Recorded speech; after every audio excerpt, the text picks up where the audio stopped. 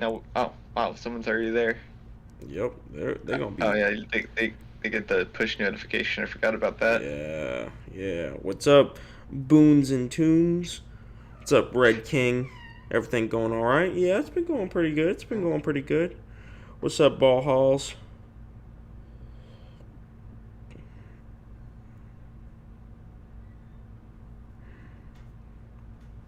What's up, Kratos? What's up, Toshiro? Does my audio sound all right? There's Ken Rock with the blue star in the chat. Aw, shit. Ken Rock got the blue star from that $10 sub. I see it, Ken Rock. That's why your name green. Bro, Naruto stomps. Good to hear that you're doing good. You know, listen, I haven't watched One Piece yet, but I've recently started watching One Piece. Oh, Hassan. Yeah, you got a green name too. You got two green names. Let's go. Where have you been? I've been having my summer, man. That's where I've been. Hey, Noodles, how are you? I'm doing good. Noodles, thoughts on that guy named Kratos? He's pretty cool. What's up, Saucy? You don't deserve it. What's up? Never mind. I retract that. I'll be purple. Purple. That's the life goal. That's right. You should be purple. Naruto is stronger than Luffy, in my opinion. From what I understand, I do think Naruto is stronger than Luffy. But like I said, I haven't watched One Piece yet. Noodles, did you visit Naya? Yeah, I actually brought him to my house for a whole week, and that's where I was. If Happy would have showed up, then we would have had a live stream where I face revealed, Naya face revealed, and we would have debated him on stream. But he ended up, well, I would have debated him. Naya would have just been there. But, you know, it'd have been funny. But we never even ended up getting to do that. Would have been a really cool live stream, but Happy had to be a big old duck. Big old quack. I'm still planning on doing it. Noodles, thoughts on the Hashi slash Dante on Discord and his statements about the stock market. What did he say about the stock market? What the hell? I don't know, Hashi. That JG man's on point. Surfbone, how's Israel? Yeah, how is Israel, Surfbone? Oh, what's up? What's up, Surfbone? I mean, L-Bone. Not on stream anymore, Bone. Hello, Noodles. How was your day? Pretty dang good, sir. Who's with you today? Today, I have brought with me the infamous Alfarius, the man you don't want your wife to know about, Hashi. Noodles, the link for your multiversal vid is not there? Yes, it is. You're just lying. Damn, it's not there. Well, guess what? Guess what? Go to my channel and you can find it. It's the first video. It's the channel trailer, actually. Yeah. Nudes the Beast. That's right. Mr. Crafty Scales. Noodles. Oh yeah. Hashi, haven't seen him before. Yeah, he's Hashi is the co-owner of the Character Stats and Wiki Discord. And are you a moderator on the wiki itself? Yeah, I should be a co-owner of the wiki itself, too. Yeah, but you probably will end up getting that. But yeah, he's the co-owner of Character Stats and Wiki, which, for those who don't know, is just a wiki that is more open-minded and better than Versus Battle Wiki. I linked it in the description, so go check that out. They also have a Discord, so you can just look up Character Stats and Wiki's Discord, and you can find that as well. Yep. So, I also wrote a lot of Surfbone's videos. Yeah. He's helped with quite a few videos just in general. So, but yeah, that's why I brought him on specifically for today's stream, is because he knows a bit of One Piece scaling, and I just wanted someone else to fill the gap of conversation. That way, I didn't have to be here the entire time talking. What do you think about Reach being nuked? I never was in Reach, so I don't really care. I mean, sucks that it got nuked, I guess, but like I said, wasn't really in there. I actually can be on stream, but I don't. Oh, Surfbone can be on. Oh, that's interesting. I can be on stream, but I don't think I would add anything. I mean, if you want to come on stream, Surfbone, you can just come on stream. Yeah. Like, it's fine. It's going to be the opposite of what happened last time, right, Surfbone? Yeah, Hashi didn't know anything when we brought him on the last time. What's up, boys? What's up, Brody? What's up, Brody? Brody makes me think of the one Yo Mama joke videos. Yeah. I think 33 people is enough to start this video. So, if you read the title, we're reacting to this new guy I've never heard of, but people were recommending to me in my comment section. Steinixos. He does power scaling videos. Looks like he does like a lot of One Piece. So go check out his channel. He's also got a Discord. Interesting. Potential debate future maybe. But yeah, I'm going to be reacting to his video. This isn't a debunk video. If I end up debunking it, that's just what happens. But this is going to be just a blind reaction, and I'm going to be criticizing his arguments or agreeing with them. Not jump the gun and say I'm going to criticize him, but I'm going to either be criticizing or agreeing with his arguments themselves. I'm not necessarily saying that Luffy beats Naruto or Naruto beats Luffy because I haven't watched One Piece yet, but I actually recently just started watching One Piece. So I'm going to catch up on One Piece, and then I'm going to be the One Piece man next. I'm going to be the Pirate King. AO, before you start, what's your knowledge on One Piece? There's your answer, buddy. I've watched the first episode. And I have some random power scaling knowledge of like what scalers who scale One Piece say. So I have like some of that put in my brain, but that's about it. You know, after the stream goes up, you could change the name of the VOD to like "Man Who's Never Watched One Piece Before Reacts." Yeah, maybe. Naruto beats Luffy is only multi-continental. Interesting. One Piece is overrated. Right. Large planetary. Yeah. Anyway, let's just get right into this, boys. Guys, Steinixos here. So today we'll be talking about current Wano Luffy versus adult Naruto. Now right off the bat, I know a lot of people come into this discussion with deeply entrenched beliefs about who they think should win. Now regardless of your personal feelings on the matter, my goal for this discussion is merely to try to represent both characters as accurately as possible and then give my take on this topic. And of course, as usual, there'll be no equalization between verses because Haki and Chakra are two separate things. So with that said, let's pause immediately. Yeah, we already have a big issue here. If you aren't equalizing anything, then we're already at a non-starter, right? I mean, yeah, like the whole like equalizing thing is a choice that like power scalers do in the beginning of a debate just so it makes more sense to have the hypothetical matchup. If you're not agreeing to equalize things, then, I mean, yeah, a lot of things aren't going to work cross-verse because we simply just don't know if they would. And that's fine. You can have a conversation like that. It's just generally I prefer to equalize things just so things are kept simplistic, like Ki and Chakra.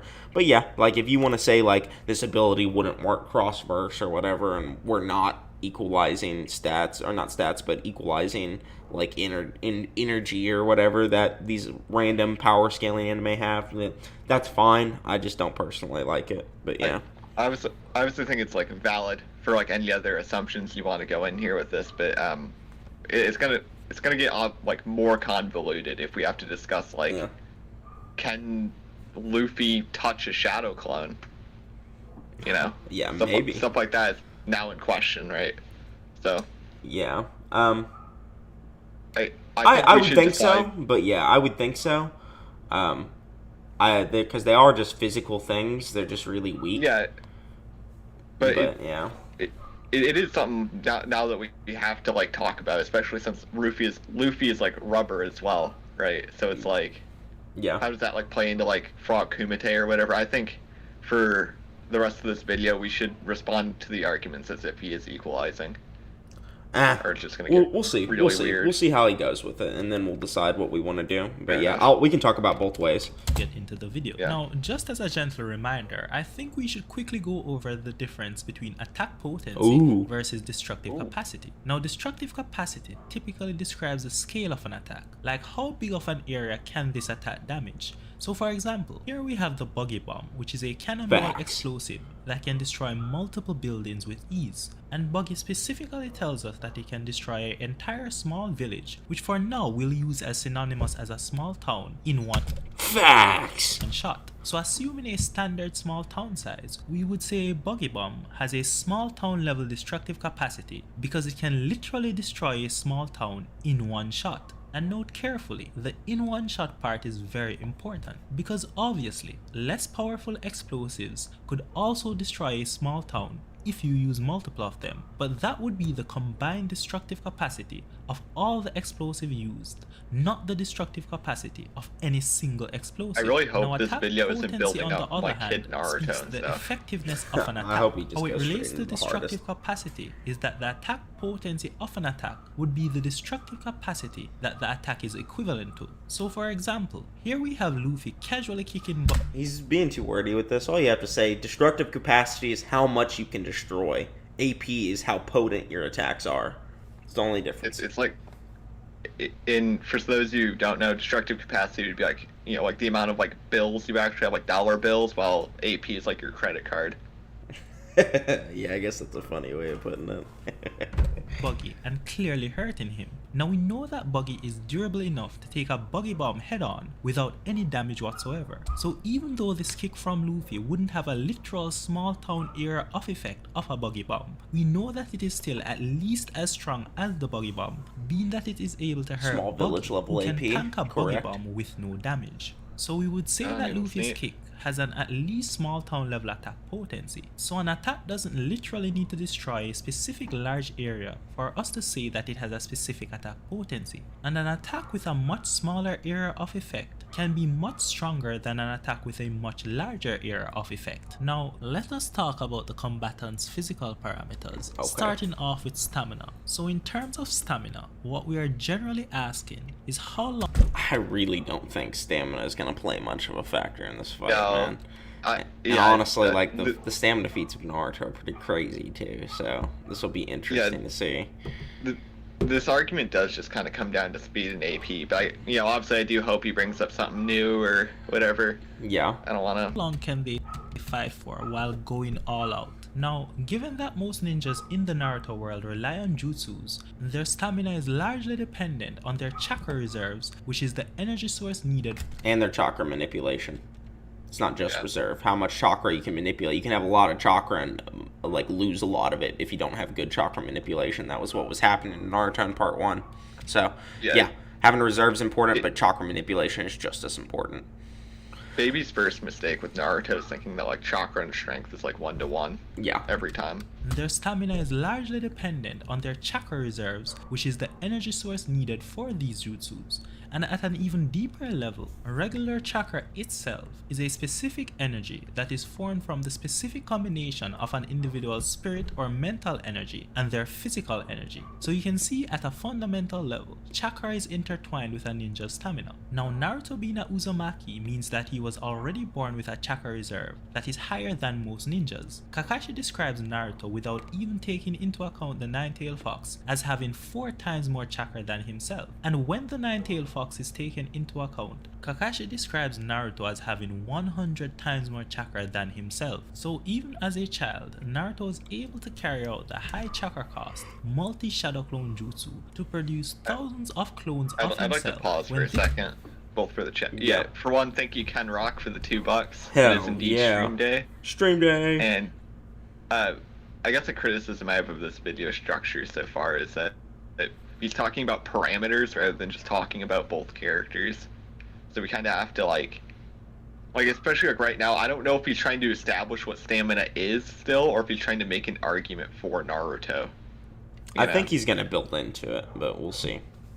Yeah. This would be impossible even for an... Yeah, he's talking about like the whole like hundreds of clones thing. Elite produce thousands of clones of himself, when this would be impossible even for an elite ninja such as Kakashi, who would struggle to produce and maintain even a few. And then, in addition to this, Naruto also gained the use of Sage Chakra. So remember, regular chakra is an energy formed from the specific combination of an individual's physical plus mental energy. And then Sage Chakra is an even more powerful form of chakra, in which you take your regular chakra derived from your internal physical plus mental energy and then add the energy from your external surroundings, called nature energy, to it. As Gamakishi... Yeah, you just basically add nature energy to your normal chakra and then it becomes Sage Chakra or Sage energy. describes, it is like adding mint flavor to your already chocolate and vanilla ice cream. Now added stamina. Due to the fact that this form of chakra incorporates an external energy source to the mixture, thus his internal physical and mental energies aren't used up as quickly, and the Sage chakra also increases his recovery rate. So these factors together is why in the Fourth Great Ninja War, for example, after the Allied Shinobi forces had dropped from their initial 80,000 to 40,000 troops by the end of the first day, Naruto was able to share his chakra with all these remaining 40,000 members. Even Hashirama was surprised by this and commented that Naruto with Kuruma had nearly as much chakra as himself. And remember, Hashirama is someone who could fight for a full day against Madara, and even when Naruto is low on chakra, he's willing to duke it out hand to hand until he can no longer stand. Now Luffy is also a stamina powerhouse. Can we pause for a second? Yeah. Yeah, I think it's kind of funny that nobody ever makes the tree argument. That's just straight out of our calls or whatever, I guess. Yeah, the trees are pretty good, bro. Yeah. Hold on one second. Also, thank you. RDSJ, $10 bomb. Didn't even drop a comment. He says, I'm too cool for comments. I just dropped $10 since I have money. And you're just going to take it. Whatever, bro. That's so... Thank you for the donation. Kakashi can only produce a few shadow clones. Literally watch Kakashi versus Appa's on the bridge. Yeah, he made quite a few. He can make more than a few, especially later during the war. But he is building up into some better stamina feats for Naruto, but he's not even talking about the best statement. Now Luffy's also a stamina powerhouse. This started from his early life, given that... He didn't talk about, like, you know, the Raikage being able to fight for like a week, the third Raikage. And third Raikage doesn't have nearly as much chakra as Naruto. He doesn't talk about the near infinite statement of Naruto. Naruto in the Boruto guidebook is stated to have a near infinite well of stamina. The Nine Tails is stated to have a near infinite well of stamina. The Ten Tails has stated that, so there's just a lot of statements that Naruto's chakra reserve is just like ridiculous. He was able to get half of his chakra drained and still bodied Momoshiki. And basically, like, the reason why that's impressive is, like, him being able to body Momoshiki is because he was absorbing chakra from, like, outside of the universe. So, like, he was absorbing the entire universe's chakra, and then his chakra was going outside of that dimension, absorbing chakra from exterior to that. And Naruto just still can incorporate more chakra into his attacks than him at half power. So, Naruto's just got, like, a ridiculous amount of chakra, man. But, yeah. As a young child, his Navy Vice Admiral, Grandfather Garp, thousands of clones through life and death training scenarios, like throwing him off a bottomless cliff, or leaving him to survive in the jungle by himself at night, or tying him to a balloon and send What? I mean, is he acting like Naruto didn't get thrown off a cliff or thrown into the jungle at night? Man, the forest of death and literally getting thrown into Gamabunta's pit. Yeah. And also, this is kind of just durability, like, but yeah, like thrown into the jungle, like that's your survival ability. It's not really your stamina. Like, I pushed you over bottomless cliffs. Hey, that's an infinite durability feat, man. Fell in it. No, I'm just playing. Tied you on a balloon and sent you flying in the sky. Yeah, this is just like him surviving. It's not really stamina. I mean, it kind of is stamina, but yeah. Him flying in the sky. And then throughout Luffy's current journey, we have seen where he has fought powerful characters like Charlotte Cracker and his Infinite Cracker warriors for over 11 hours non-stop. And even while fatally injured, we see where Luffy, through sheer willpower, just keeps going until he gets the job done. For example, Luffy had a protracted battle with Hordy Jones, even while his blood volume was rapidly being depleted after a fatal bite from Hordy. And even after defeating Hordy and in a critical state, Luffy was still going all out trying to destroy Noah, and he only allowed himself to stop and register his wound after he realized that Fishman Island was safe from Noah. And Luffy at this point was in such a critical state that after he stopped, he had to receive a blood transfusion from Jinbe. And in his fight against Katakuri, we again see where Luffy was fatally before he gets into Katakuri, pause for a second. I will say, Hordy Jones is like the first villain post-time skip. He's not exactly that strong. Yeah. That makes sense. While Luffy, like, you can say, like, Luffy's going all out, but then that makes it really weird later. I always felt like the, idea behind Hordy was that he was supposed to be the character that Luffy kind of shows off his new kit to, you know? Yeah. So, I mean, that's fine if you want to say him losing blood, but I mean, it's not a very good stamina feat either way. Like, so yeah. it's not durability or good stamina. Like, 11 hours is fine, but even if you just want to take the war arc into consideration, Naruto fought for 3 days, like, at max power, with, like, while also splitting his clones up across the battlefield, you know?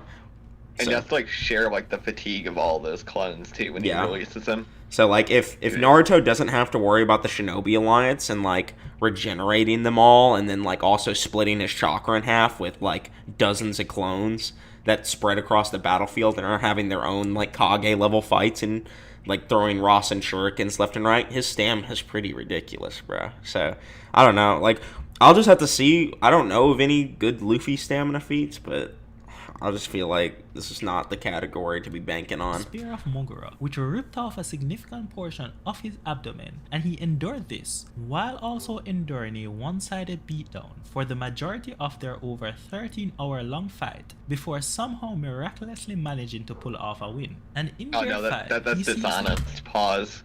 Why? No, what happens with the spear is that Luffy gets stabbed with the spear. If you actually, we see it on the video screen thumbnail, you can see how there's like the wound in Katakuri's side.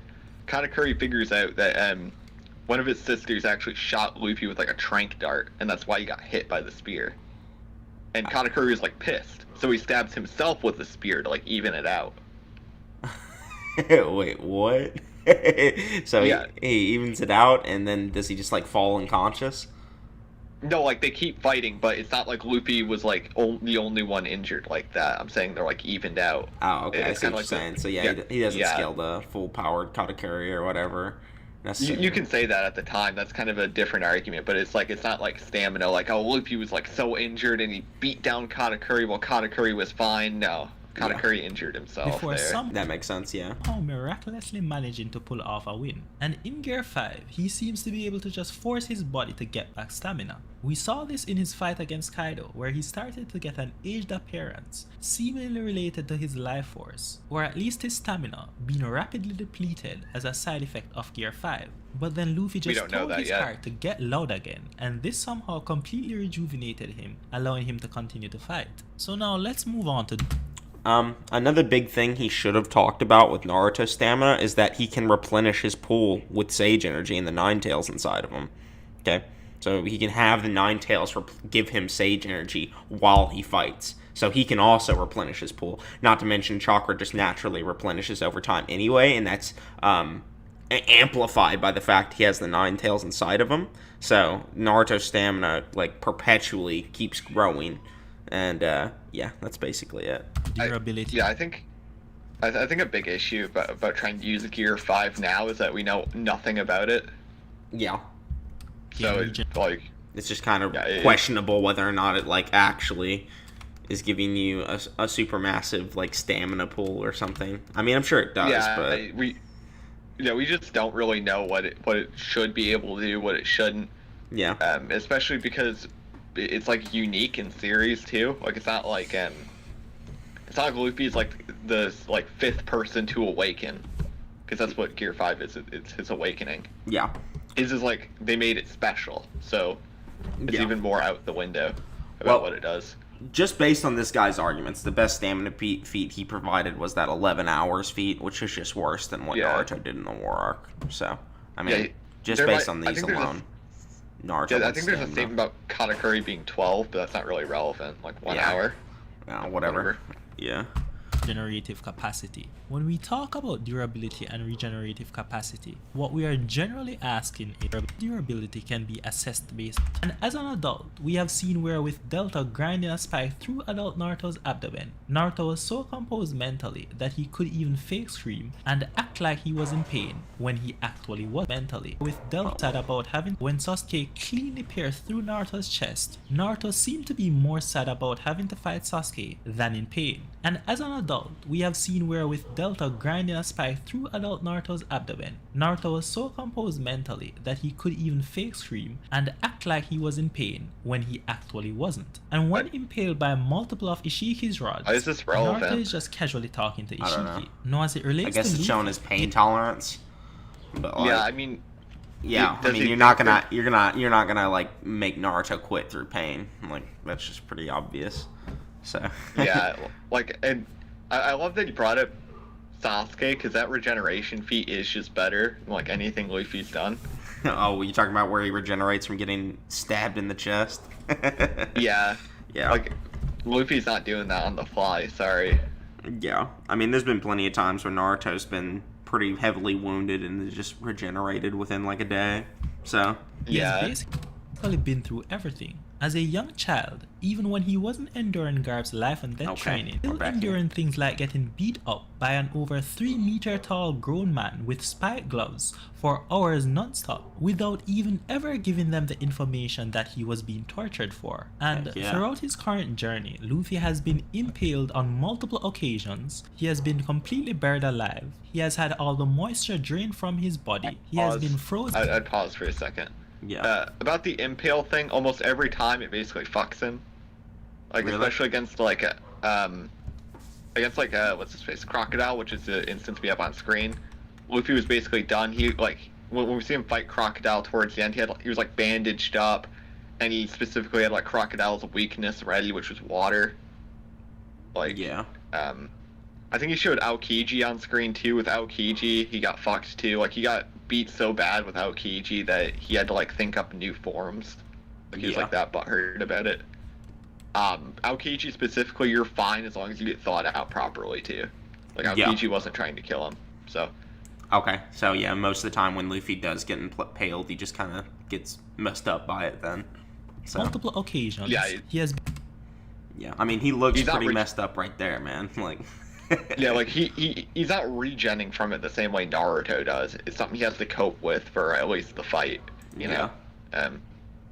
Been completely buried alive. He has had all the moisture drained from his body. Naruto doesn't suck moisture out of people, so I don't think this is relevant. He has been frozen and solid. Even when that happens, Luffy got replenished like right after by water too. So. Oh, okay. So it was the exterior, like if there's water nearby, then he can replenish. When he was fighting Crocodile, he did that thing kind of like what Goku did against Hit the second time, where he shot some water in the air, and then after Crocodile drained him, the water hit him, and he was like fine again. Yeah. He has had to withstand the effect of storing over 100 shadows in his body, when even 2 to 3 is enough to knock a normal person out completely. And to top it... Okay, so if 2 to 3 can knock a normal person out, if 100 is inside of you, man, let's just highball this. That's 50 like normal men getting knocked out. Like that's if you highball what he said, that's 50 normal men. if we compare that, right? Like, and we say, like, you know, obviously he said he doesn't want to equalize, but I don't care, right? But, you know, that's like spiritual stuff. That's what your shadow is in One Piece. It's like spirit almost, in a way. Yeah. So the like spirit of 50 people. Now, I wonder how many people are in the Shinobi Alliance that Naruto was able to 40,000 to. Yeah, so. I'm pretty sure the novel says something different about how many died too. It actually has a lesser number, so there's probably did more people than that 40,000 number, but who knows? Let's continue. All off. He has endured being coated with a powerful neurotoxin that paralyzes a person and makes them experience excruciating pain until they die, followed by being left in a frozen wasteland while pause again.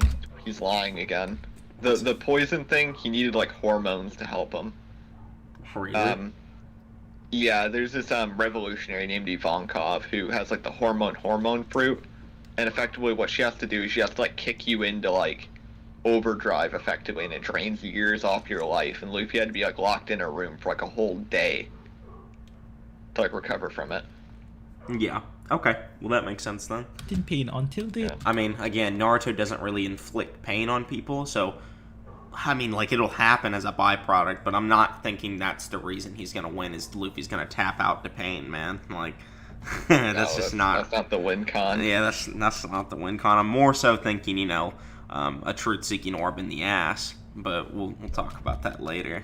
to die, followed by being left in a frozen wasteland while experiencing this, and then sacrificing 10 years of his life to undergo a battle with himself while literally bleeding out his blood volume for over 20 hours before finally beating the odds to recover. So neither of these characters have any problem dealing with pain. Now, physical durability can be thought of in two categories: intrinsic physical durability and extrinsic physical durability. Intrinsic physical durability describes how the body responds to an attack that actually hits it when it is not defended using any special measures. So an example of this is Kaido, whose bare body, that is to say his natural body, without using the external coat of armor that is armament Haki, cannot be damaged by pause normal. For a second. Okay, so he's just saying like Naruto when he's not in his higher cloaks versus Naruto when he's just in base.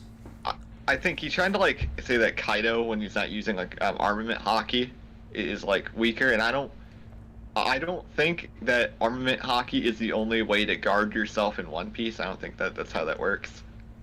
I think you can be off guard and not use armament, and I also think you can be on guard and choose not to use it. We do know later it is stated that Kaido's skin is especially tough, and that like Luffy pre Gear 5 needed like to use like durability negation effectively to hurt him because he couldn't otherwise. So we do know that, but I think Kaido's durability can also just be that high as well. So I don't really think this case of like, oh well, they have this like higher durability beforehand is really gonna work. Yeah, I mean it doesn't really matter because Naruto can react to like Momoshiki in base. So, I mean... Yeah. And he also just has a bunch of good base feats in general. And Sage feats. But either way, it's like fine. I mean, we'll just keep watching. Like dropping 10,000 meters from a sky island and cannot be damaged by piercing or slashing attacks. Like... Oh, no. That's a no limits fallacy. Hold on, I got this one. For one, there's that. But no, falling from the sky, that's not that impressive. That's probably weaker than the buggy bomb, if anything. Yeah. If you calced it out. I mean, even if you calced out like this, like explosion, like it's not much bigger than this building, like this castle. So I mean, it's not going to generate good results. You can find calcs for like people falling from orbit, and it's not that impressive. Like the best you might be able to get from this is island level or something, like, and that's just wanking, man. Yeah, but the piercing attacks are not this sort of, you know, oh well, you're like. Whatever tier will I have a sword. No, all a sword or needle, whatever does is it just focuses the area of effect down to a really small level, so your skin isn't as strong. Yeah. So imagine you're playing like a Red Rover, right? And everybody's linked together, and you run at like 10 people, you can't break through. But if you like run up to just one person, you can just like kick him in the dick and walk through or whatever. Yeah. No issue. Yeah, I mean it's just like cannot be damaged by piercing or slashing attacks. Yeah, that's what's called the no limits fallacy. He's just saying because he survived a guillotine, that means he could survive all piercing and all slashing attacks. Or he didn't say all specifically, but he generalized. He just said he can survive slashing and piercing attacks. Well, I don't think he's gonna survive a Chidori from Sasuke, which is a piercing attack. I don't think he could survive the Rasen Shuriken, which is a slashing attack that specifically bypasses durability. So, and I definitely don't think he could survive the Truth-Seeking Orb, which I would consider to be a piercing attack as well, just because of how it functions. Yeah. But yeah. I don't think like blades are that impressive. Yeah, it's about how strong the blade is, right? It's who's swinging it. Yeah. Because a blade doesn't just bypass armor. That's like the entire reason armor was invented was to block out swords. What happens is you have to have a weapon that has enough energy put behind it to go through armor, right? And a sword is good at slicing through skin because it's focusing like how your swing on a very small point. It's like, imagine chopping a vegetable. You can chop a vegetable with a knife really easy. Now, if you apply the same force you're applying to the knife to chop a vegetable, but instead of a knife, you have a ping pong paddle, it's just not going to chop, man. Like, you're not going to chop a carrot with a ping pong paddle. Yeah. Unless you put way more force in it. It's because you're focusing all that energy on the blade itself. Okay? Yeah. The area of effect is much smaller. So, the difference between that, like, the area, the energy being focused on a blade, and like a bludgeoning attack, that like a sledgehammer, right? Is that the energy is just spread out over different surface areas. So it's all really, it's still just kinetic force. Like that doesn't change. So piercing attacks don't have some kind of property that make them different from bludgeoning attacks. The only difference between them is just the surface area and the how spread out the energy is. I'd like to respond to chat real fast. Thank you, Big Chief, for the $10 dono. Thanks for the video, Noodles. We eaten today. We are indeed eating. Yeah. Someone in chat said he's simply lying because Kaido was damaged by Kid who uses blunt force. Yeah, I mean, at the end of the day, it's just this like monkey brain mentality of blades, not bludgeon. It just doesn't work. You can, like, yeah. We've done like calcs for other series when you do like blades versus like a kick, and it inflates results like you wouldn't believe of how much stronger you have to be. If we went by it by blades versus kicks or whatever, then the people who like One Piece have to have this massive gap between like Sanji and Zoro and Luffy, because Luffy punches, Zoro uses a sword, and then Sanji kicks. Yeah. And if you compare the surface area between those, the gap between them has to be massive. It's like not even funny. Yeah, but yeah, piercing and slashing weapons don't just bypass durability just because they're piercing and slashing. The way things bypass durability is through being so small it goes between like molecules and like attacks you on a really fundamental level where the armor isn't actually dense enough to stop you from swiping through it. So that's where bypassing durability, like soul attacks, like they don't even interact with armor at all, things like that. But thank you again, Big Chief, for the $10 donut. Thanks for the video we eat today. I'm gonna eat you. Like being placed under a guillotine or being pierced by a spear. Now a base adult Naruto is casually tanking kicks which propel him through a stadium wall, and tanking an explosion which is strong enough to blast through a portion of their moon. So it is safe to say that he's pretty tough. Then, as it relates to Luffy, the devil fruit he ate grants him the properties of rubber, which comes with certain intrinsic immunities. One such immunity is a complete resistance to electric or lightning-based attacks, and the other immunity is a complete again, kind of another no limits fallacy, because I'm sure if like Cthulhu threw a Cthulhu level thunderbolt at Luffy, he'd probably still die. You know what I mean? Like, even though he can resist all of the electric attacks in One Piece, does not mean he would be able to resist electric attacks on higher levels that he's just never been shown capable of resisting. I will say that this point about Luffy passively being rubber is something that a lot of people miss out on. It's pretty important, Yeah, I mean, he is just a rubber boy. Yeah, I mean, passive abilities are something that people don't understand in general. Yeah. Heat resistance to electric or lightning based attacks, and the other immunity is a complete resistance to normal blunt force physical attacks such as kicks and punches. Now when these discussions come up, not many people will try to go against Luffy's immunity to electricity, but a lot of people will try to go against his immunity to regular blunt force physical attacks, saying things like, oh, Luffy's not really immune, he just has a high resistance. You can definitely hurt him if you hit him hard enough. Now Luffy's immunity to regular blunt force physical attacks has been a central theme throughout the manga from literally the second chapter. Alright, no, that's cool, sorry, but we saw him get stabbed by a spear earlier. Yeah, so. I don't think that what's the word I'm looking for? I don't think that like this like narrative theme, which is there, right? Like Luffy is relatively immune to like people in One Piece, right? Yeah. Means that he's immune to all physical hits ever. It's the same thing with the lightning thing. Like, where's the line? And it's just the no limits fallacy. I'm gonna give a quick spoiler to like the rest of the video. Even if we say he's like completely immune to all physical attacks ever, Naruto still has ways of hurting him. So it's like it does not matter, man. Like, what's going on here? Yeah. And it has been unambiguously stated multiple times throughout the various One Piece databooks, Vivre cards, and SBS, and all the supposed anti-feats which what did he say? One Piece databooks, Vivre cards, and SBS I don't like talking over one. If you can pause multiple times throughout the various One Piece databooks, Vivre cards, and SBS, and Okay. All the supposed anti-feats, which many people often bring up to try to support their argument, have already been thoroughly addressed in a thread that I'll leave a link to in the description of this video. So in this battle, in keeping with pause. I'm not reading that thread. Yeah, first of all, why are you making the video if there's just a thread? Like what? Dog, like what? Like, I'm sorry, like, I get, maybe this thread is really good, maybe this thread is, like, the best thing ever, right? But you can't just make a video and be like, oh, go read this thread. Like, no, present it. Yeah. Like, you could, like, you don't have to go in depth, but you can be like, yeah, you know, this instance was not me actually. Yeah. Oh, sorry. I'm guessing this, like, little thing here is she, like, punches Luffy and he gets, like, beat up, right? Yeah, it's like a gag almost. But you could be like, yeah, I think this is like more like a gag because I don't think like Luffy's stronger than Kaido or whatever, you know. And you can explain that, and you can be like, if you want me to go in depth into like the narrative or whatever, I'll make a bit, you know, and then you can shill another video. But no, don't like a thread. What are you doing?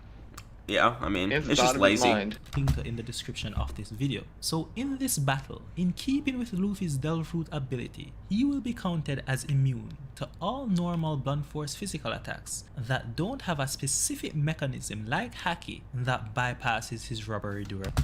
Well, it's a good thing Frog Strike can literally just bypass durability, man. Yeah, I would also like to say that Haki on its own doesn't bypass durability in that way. It's not like you're, you aren't like hitting them through the armor. What Rayleigh explains to Luffy is that Haki allows you to hit Devil Fruit users as if they were normal. Yeah. So here, let me read off Frog Strike real quick. Oh yeah, you read it and then I have something else to say. It's one of the taijutsu frog kata passed down from Mount Myaboku. It gathers the senjutsu chakra taken in and needs the energy from Mother Nature onto the palm. By slapping an enormous amount of power on the target of the attack, causes the first and probably last damage. This technique is an inside destruction taijutsu that doesn't destroy the outside surface and transmits the power of the chakra like a wave. For this reason, it is effective also against enemies who have strong defense. So yeah, I mean, if he just has a strong external body, Naruto's just gonna punch him on the inside, man. Like, yep. So before, wait, go back to the page with all the images on it. This page? Yeah, go down. Yeah, the page, the Google image page that you run with Frog Strike. Yeah, you see that image? Yeah. So Luffy's technique to beat Kaido is literally just like Frog Kumite. It's him projecting his Haki out. People call it Ryuo, but it's really, they have like a different idea of Haki type thing. And it's basically the same thing. So this like near end game ability for Luffy is something that Naruto just has.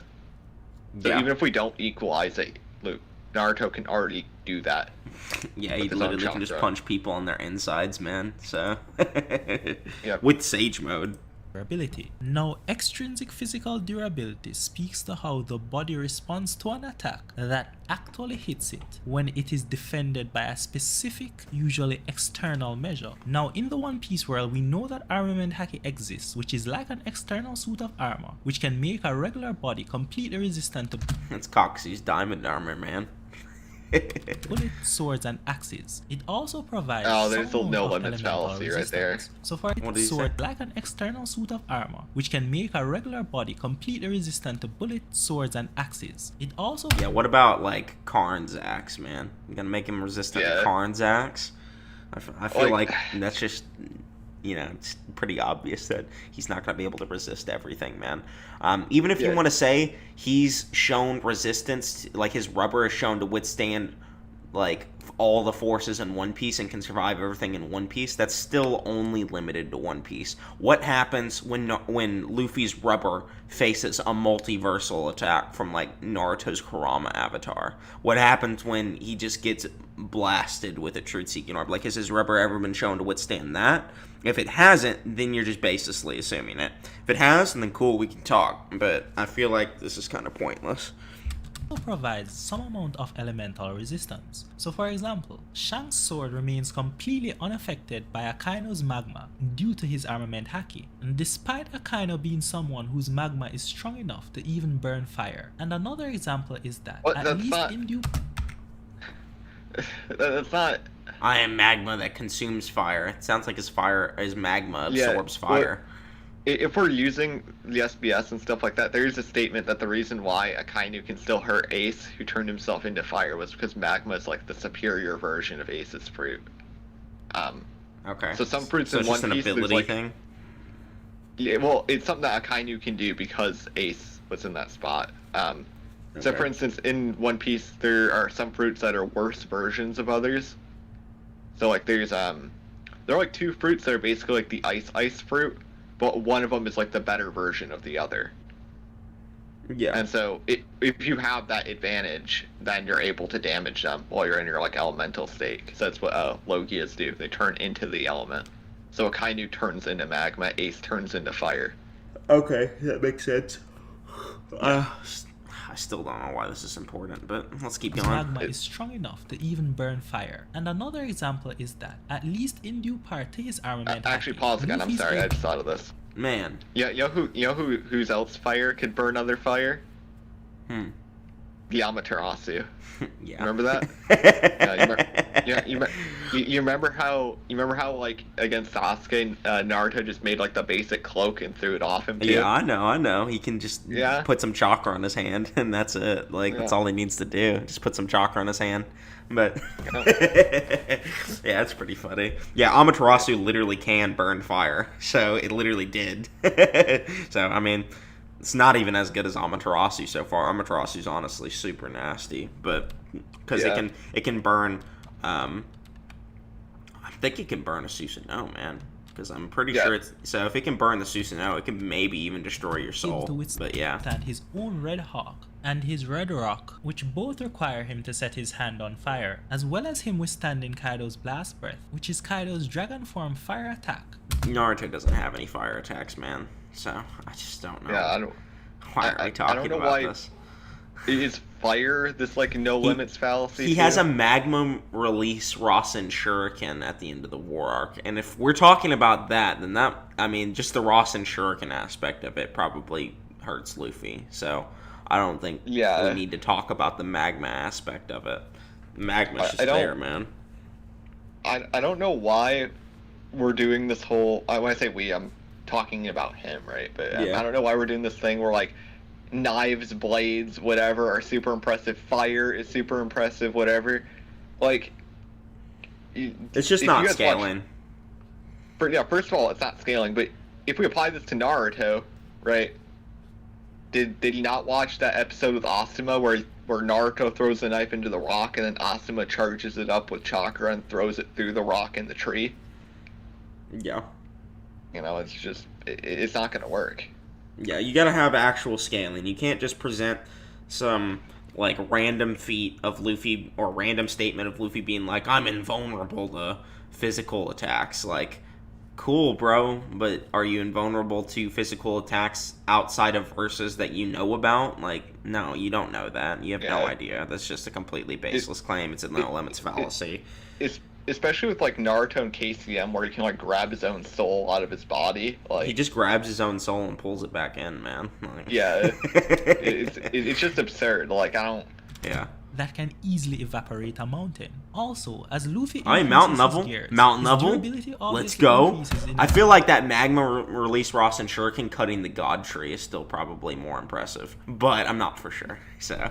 That'd be a really funny thing to talk, like actually have it calced out and be, compare the jewels and stuff. Yeah, it just like cut the entire God Tree in half. But either way, it's still way better just because it's a Rasen Shuriken and like literally bypasses durability. So a general manner, just like his strength. However, there's also an increase in the degrees of freedom of his rubber ability with each gear, such that he also gains certain specific durability factors. So for example, even an attack that is coated with armament Haki, which under normal circumstances would negate Luffy's rubber ability, treating him as a non-rubber man, thus allowing it to hurt him, while in gear 4, if the Haki of the attack is not strong enough, then even a Haki coated attack can just be bounced off with no effect, as if it were a normal non-Haki coated blunt force physical attack, which Luffy is immune to. And in gear 5, the freedom factor increases to such an extreme that even when hit with an attack coated with overwhelming Haki, his body can conform to the shape of the attack,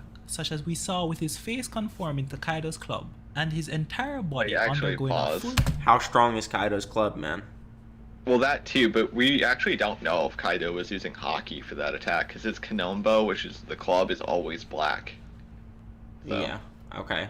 But, he might be, but we don't know. Okay, cool. There's that, and how strong is that? How strong is Kaido? Like, how much force is he putting behind that club? Can Luffy withstand a multiversal punch to the face from, like, a Kurama avatar? I don't know. Like, can he? Can he just, like, flex around that? I doubt it. Oh, God, this video is an hour long. I didn't notice that before we started.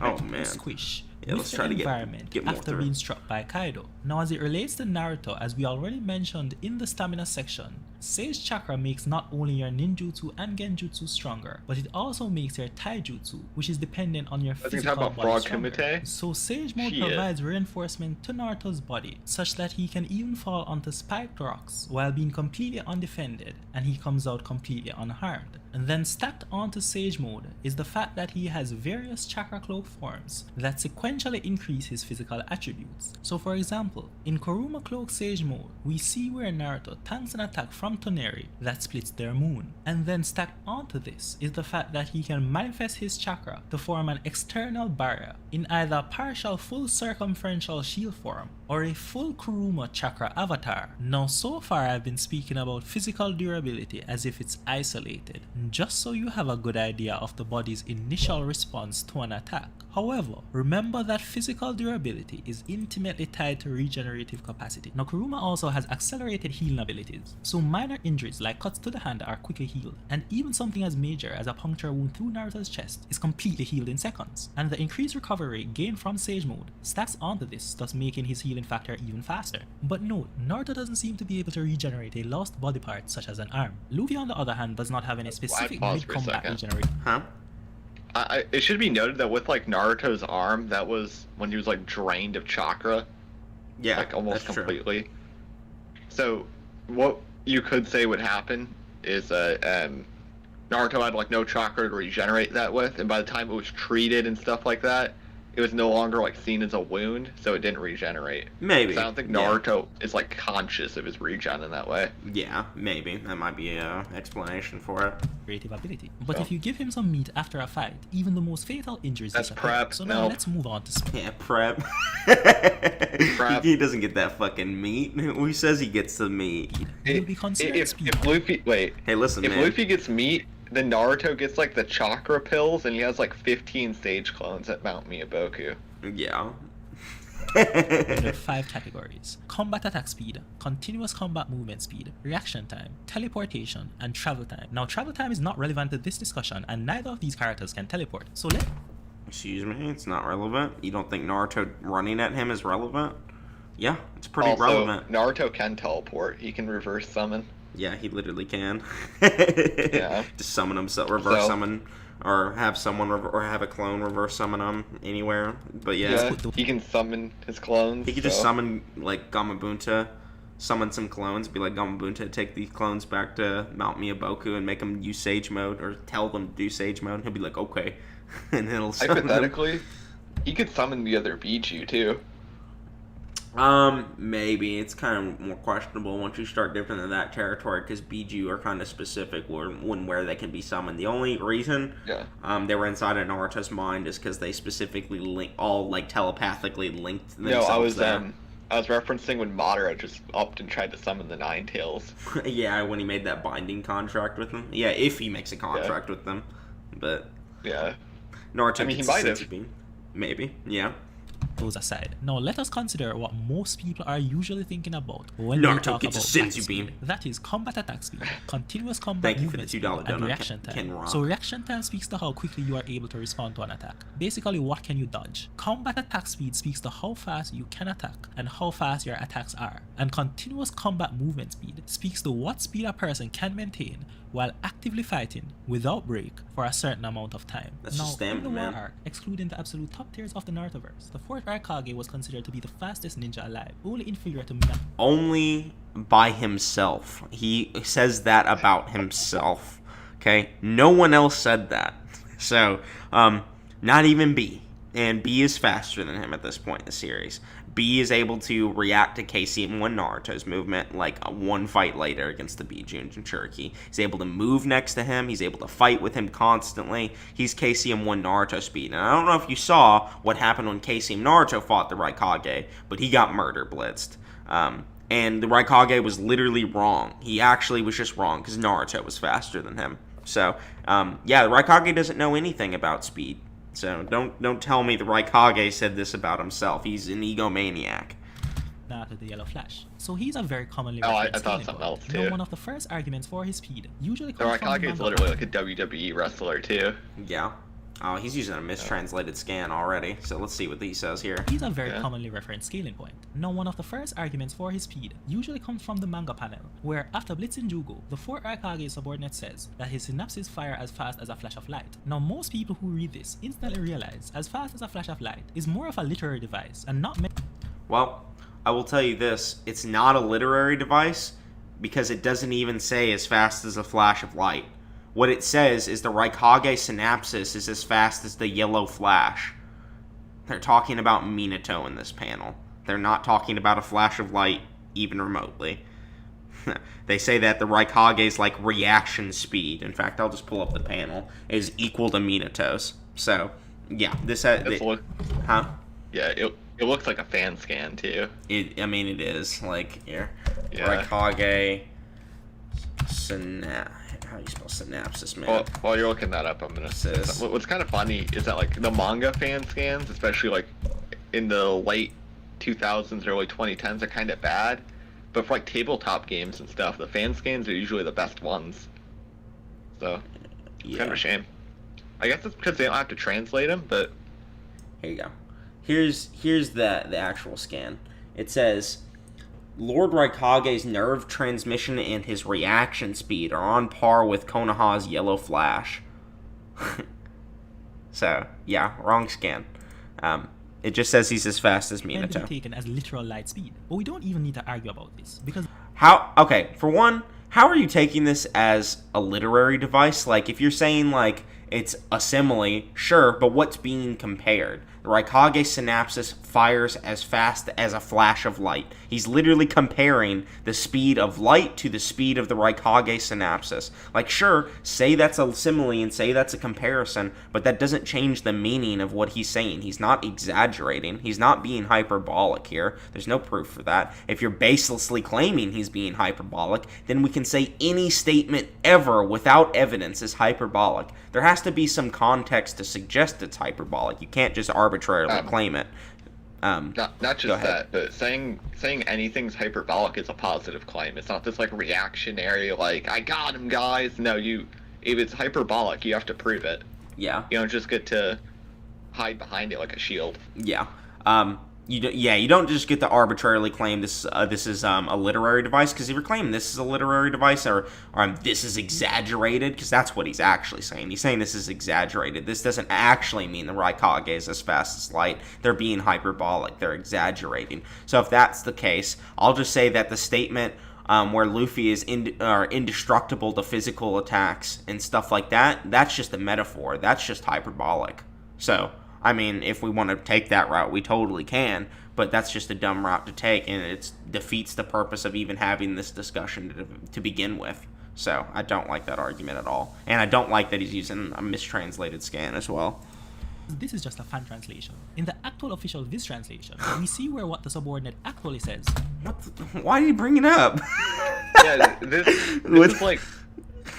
I want to hear what argument he constructs, so I'm starting to think this might be like a poisoning the well or something. Yeah, like, what was I guess he was just addressing all the nerds who, like, bring this up? I don't know. Well, this is just a if he's trying to use that to be like, oh, well, people say the Raikage is light speed, well, that's not true because the scan itself doesn't prove that, and then the scan's also mistranslated, you're poisoning the well for light speed Naruto by doing that. Yeah. Whether it's intentional or not, you can't, like, you're building a straw man and then just tearing it down. There's plenty of... people do argue it, but... Yeah, there's plenty of other statements that are actually solid to defend Lightspeed Naruto, like Mifune light speed slash that Sasuke reacts to at the 5 Kage Summit. Like, his the samurai's light speed attack, or it's just literally called light slash or whatever, is actually stated to be a light beam.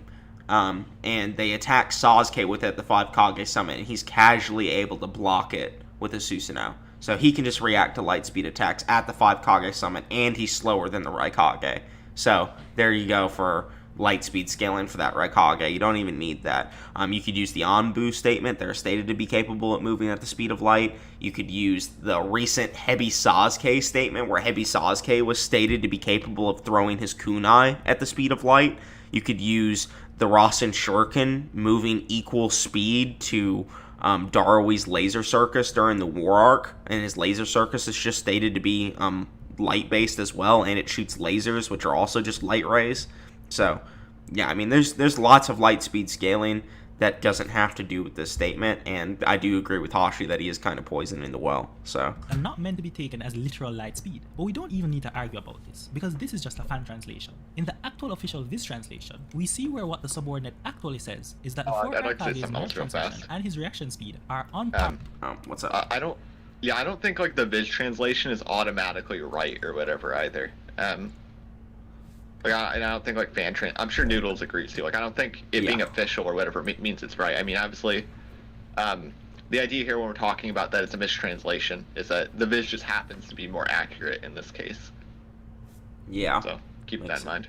That is to say, the 4 Arkage's nerve transmission and his reaction speed are on par with that of the Yellow Flash. That is to say, the 4 Arcage Minato, not an actual literal flash of light. So we can put that aside. The next statement that is usually brought up in support of his speed is the databook statement, where it says his fastest attack moves close to the speed of light. Now, most Naruto fans will argue that this statement should be taken literally without... This is also just a mistranslation. It doesn't say it's rushing almost at the speed of light. It says he's rushing like light. He's rushing at speeds like light. So he's saying the speed at which he's rushing is similar to that of the speed of light. That's what he's claiming. Now, again, people like to make this argument, oh, that's hyperbolic. Okay, what proves it's hyperbolic? So I guarantee that's the route he's about to take, but I gave you like 4 or 5 different light speed statements, again, that are relevant to this feat as well, which I do think this feat's actually fine. I do actually think it helps prove light speed Naruto, but that's also just, you know, it's not necessary.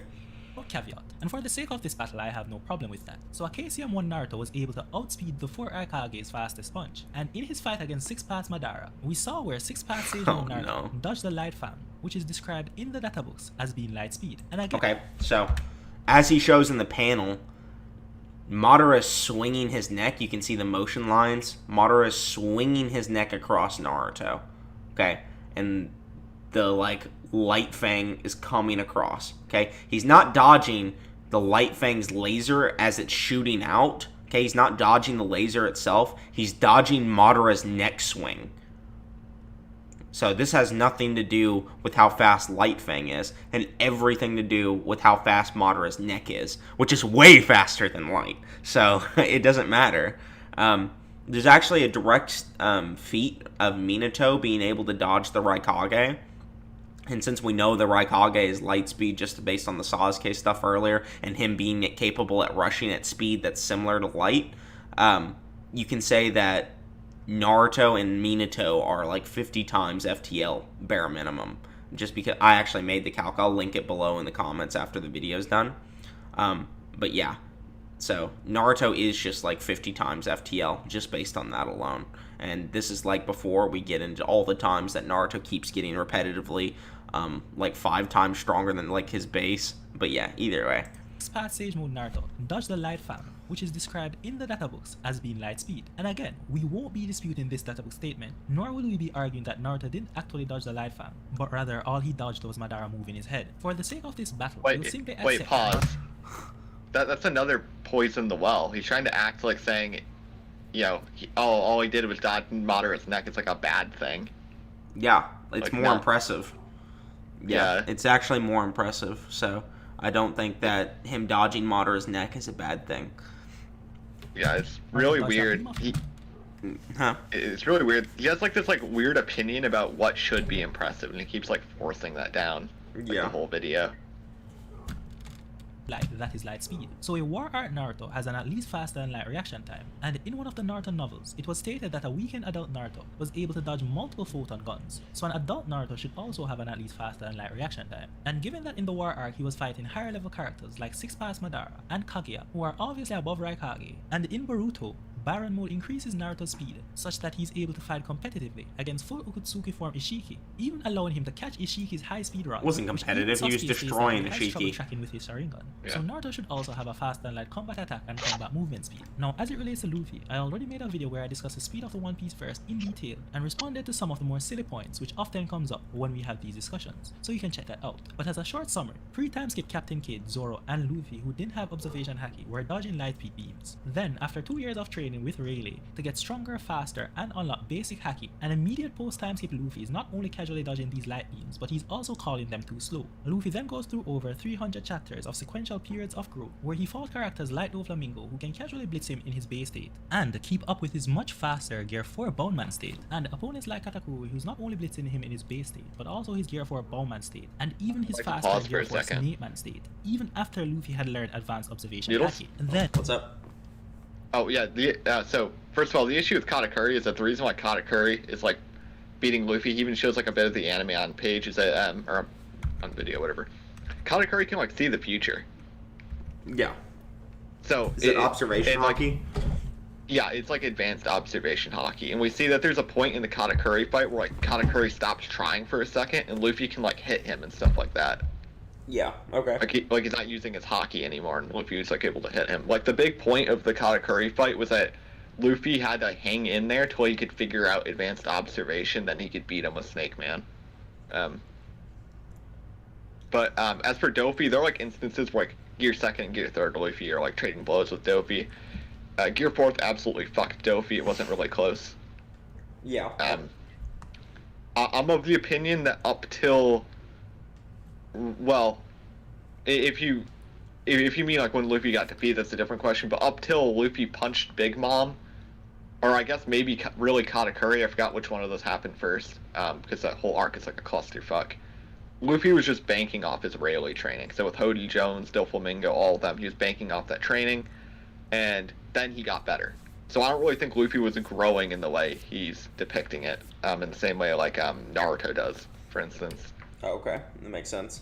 And opponents like Katakuri, who's not only blitzing him in his base state, but also his Gear 4 Bowman state, and even his faster Gear 4 Snakeman state, even after Luffy had learned advanced observation Haki. Then, even after all of this growth, Luffy in his Gear 4 state, and who could literally see into the future, can't even react to an attack from base state Kaido, and is knocked out in one shot. So obviously, we have even more growth, where Luffy gets to the point that even though he isn't able to fully dodge, he's now able in his base state to react to Kaido's attack. Even Kaido compliments him on his growth. And after many more power-ups, we now see where even a base state Luffy is able to completely perceive and effortlessly dodge this same attack, but not simply from a base state Kaido, but rather from the exponentially faster drunken hybrid form Kaido. And again, Luffy, while in base state, is also matching this drunken hybrid form Kaido blow for blow, and in his Gear 4 Snakeman state, he's even able to blitz this drunken hybrid form Kaido. And again, for more perspective, even Wano Chakra, who we know does not have observation Haki, while in a visibly fatigued and severely injured state, is able to dodge a light speed laser beam fired from Queen at point blank range. So we know that Luffy, even in his base state, and even without using observation, is he gonna calc anything? In all categories. Now, before we get into the actual battle, we need to discuss certain arguments that usually comes up as it relates to just have FTL reaction in combat. Related statements inferred from things. Yeah, so are they just relative in speed? The most common arguments I come across is some Naruto fans claiming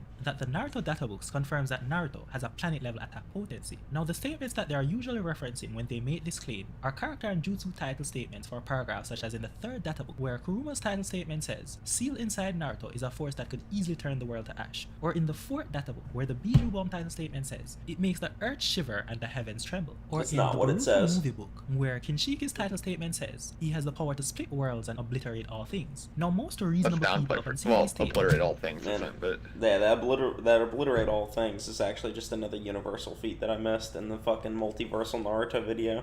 Didn't even see it, man. Yeah, so I guess we're assuming they're relative in speed. Yeah, I don't know what he's doing exactly. I want to see if he says anything else about speed towards the end of the video, and if he doesn't, then this is just a wrap. Yeah, can you hover and see what his fucking chapters are? Yeah, we got. Yeah. planetary Naruto because of data books? Question mark.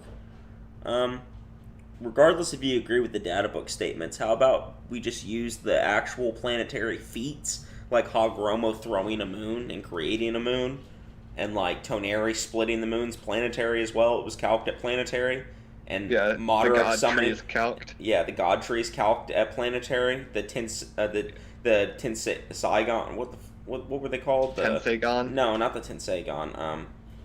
The giant meteors he summons. What are those called? Oh, the Tengai Shinsei? Yeah, Tengai Shinsei. He summons like a bunch of Tengai Shinsei as well at the end of Naruto, and those were calculated at planetary. Like, how about we just talk about the actual planetary feats Naruto has instead of the data book statements? Like, the data book statements are there, but they're not the concrete reason there's planetary Naruto. Yeah. There's just actual feats that put them there. Instantly realize that these are just exaggerated titles that are obviously not meant to be taken. No. But let us humor the thought for a second and assume that all these titles are all meant to be taken as literal scalable facts. Well, what do these titles say about other characters and jutsus? He's gonna bring up Tamari. Called it. He's gonna bring up Tamari. I literally called it. Okay, Tamari. This is literally the one everyone brings up. Okay, well, I got this, Hashi. Don't worry. I've been itching to jump on this. I wanted to say something about what he said beforehand, though. Okay, you can in just a second. Hold on. So, real quick. Yeah, all right. Yeah. Tamari is what does that say? The fierce tornado that blows away the entire universe. Okay, so by blow away, you can potentially interpret that as she's blowing away everyone, as like she's blowing them away, like everyone in the universe is blown away by her ability. Okay, that's why it's considered like hyperbolic, because there's context to suggest it could potentially be hyperbolic. Now, and I don't even think this is the right translation. It says like Tamari like blows away everyone in the entire universe, or blows away the entire universe. Either way, even if you want to say that this specific title is hyperbolic because when she uses her tornado attacks or a wind style attack, she doesn't blow away the universe, that's fine too. Okay, but that's just one title. What about the other titles that are just actually true? Like there's a title that says Kakuzu, or that the Akatsuki. I said Kakuzu when I was about to talk about the Akatsuki, man. The Kakuzu goon. When the Akatsuki are stronger than Jinchuriki. Like, is he just going to pretend like that's not true? That's a title name. Okay? There's plenty that are just actually accurate. Like, we'll just type in third data book. Naruto. It's just a big genetic fallacy. Yeah, exactly. If you don't know what genetic fallacy, look that up. I can explain it real fast while you're grabbing this. A genetic fallacy is like saying like just because this one thing from the source is invalid, that means the whole source is invalid. Obviously we wouldn't do we don't do that with character statements, for instance, right? Or at least nobody worth their salt does. So why would we do that with the data book? Yeah.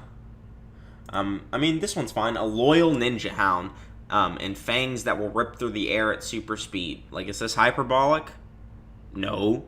This is probably true. Let me find another good one that's just funny. A contract with insects passed down from ancient times, the descendant of a clan that transmits a strange-looking secret technique. Like, is that hyperbolic? No. Doesn't seem like it. Future of the village researcher called Professor. That's just literally talking about the third Hokage being called the Professor in the future of the village. Was that true? Yes. So, yeah, like, not every title's hyperbolic. Just some of them can be. But, yeah. I don't even think it's hyperbolic. It just has a different meaning than the literal one. Yeah, and that's fine. I'd like to respond to something in the chat real fast. Somebody's saying, like, can branches destroy the earth? The point isn't that it could destroy the earth, like, in this, like, big explosion, big boom, monkey brain go, wow, right? The point is that these characters with chakra can exert that much energy. Yeah. They have the God Tree growing at the speed it did, and because of how big it was, does actually make it have large planetary levels of force.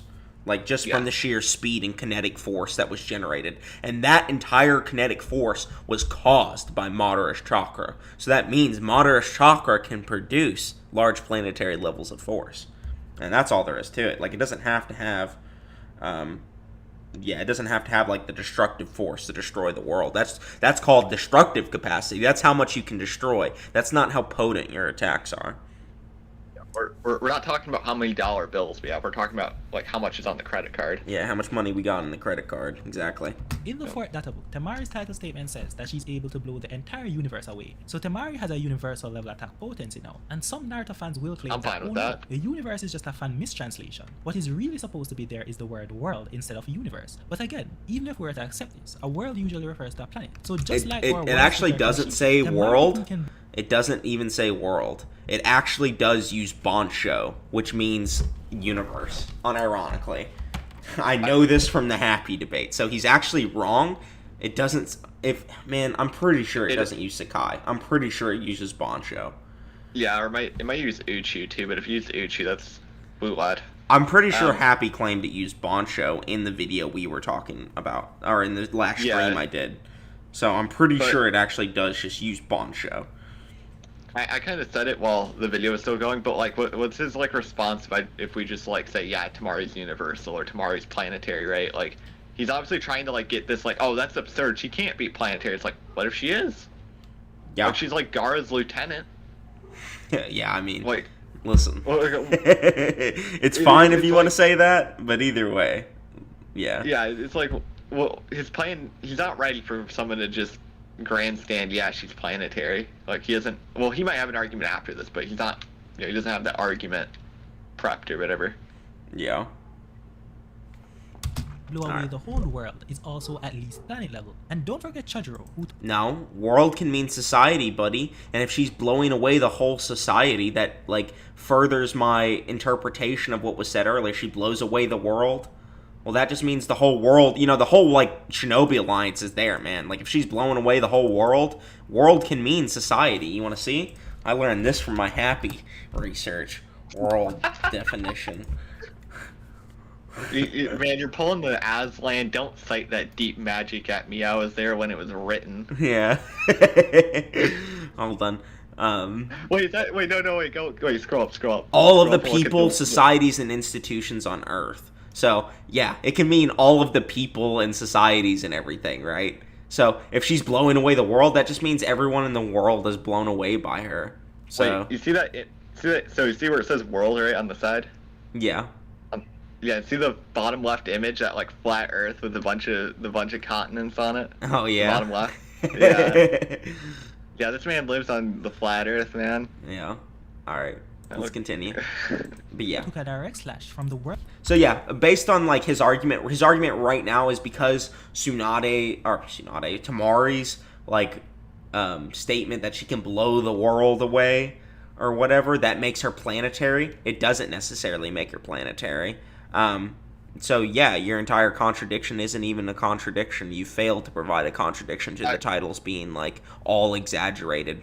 Not to say like even if this did prove that she was planetary, that still doesn't prove the claim that every title in Naruto in the data book is just an exaggeration, hyperbolic, or holds a different meaning. Even worse than that, because he's making the claim that the Kinshiki one's up for question now too. And though like first of all, we don't have like data book 5 and 6. There are different data books for Boruto.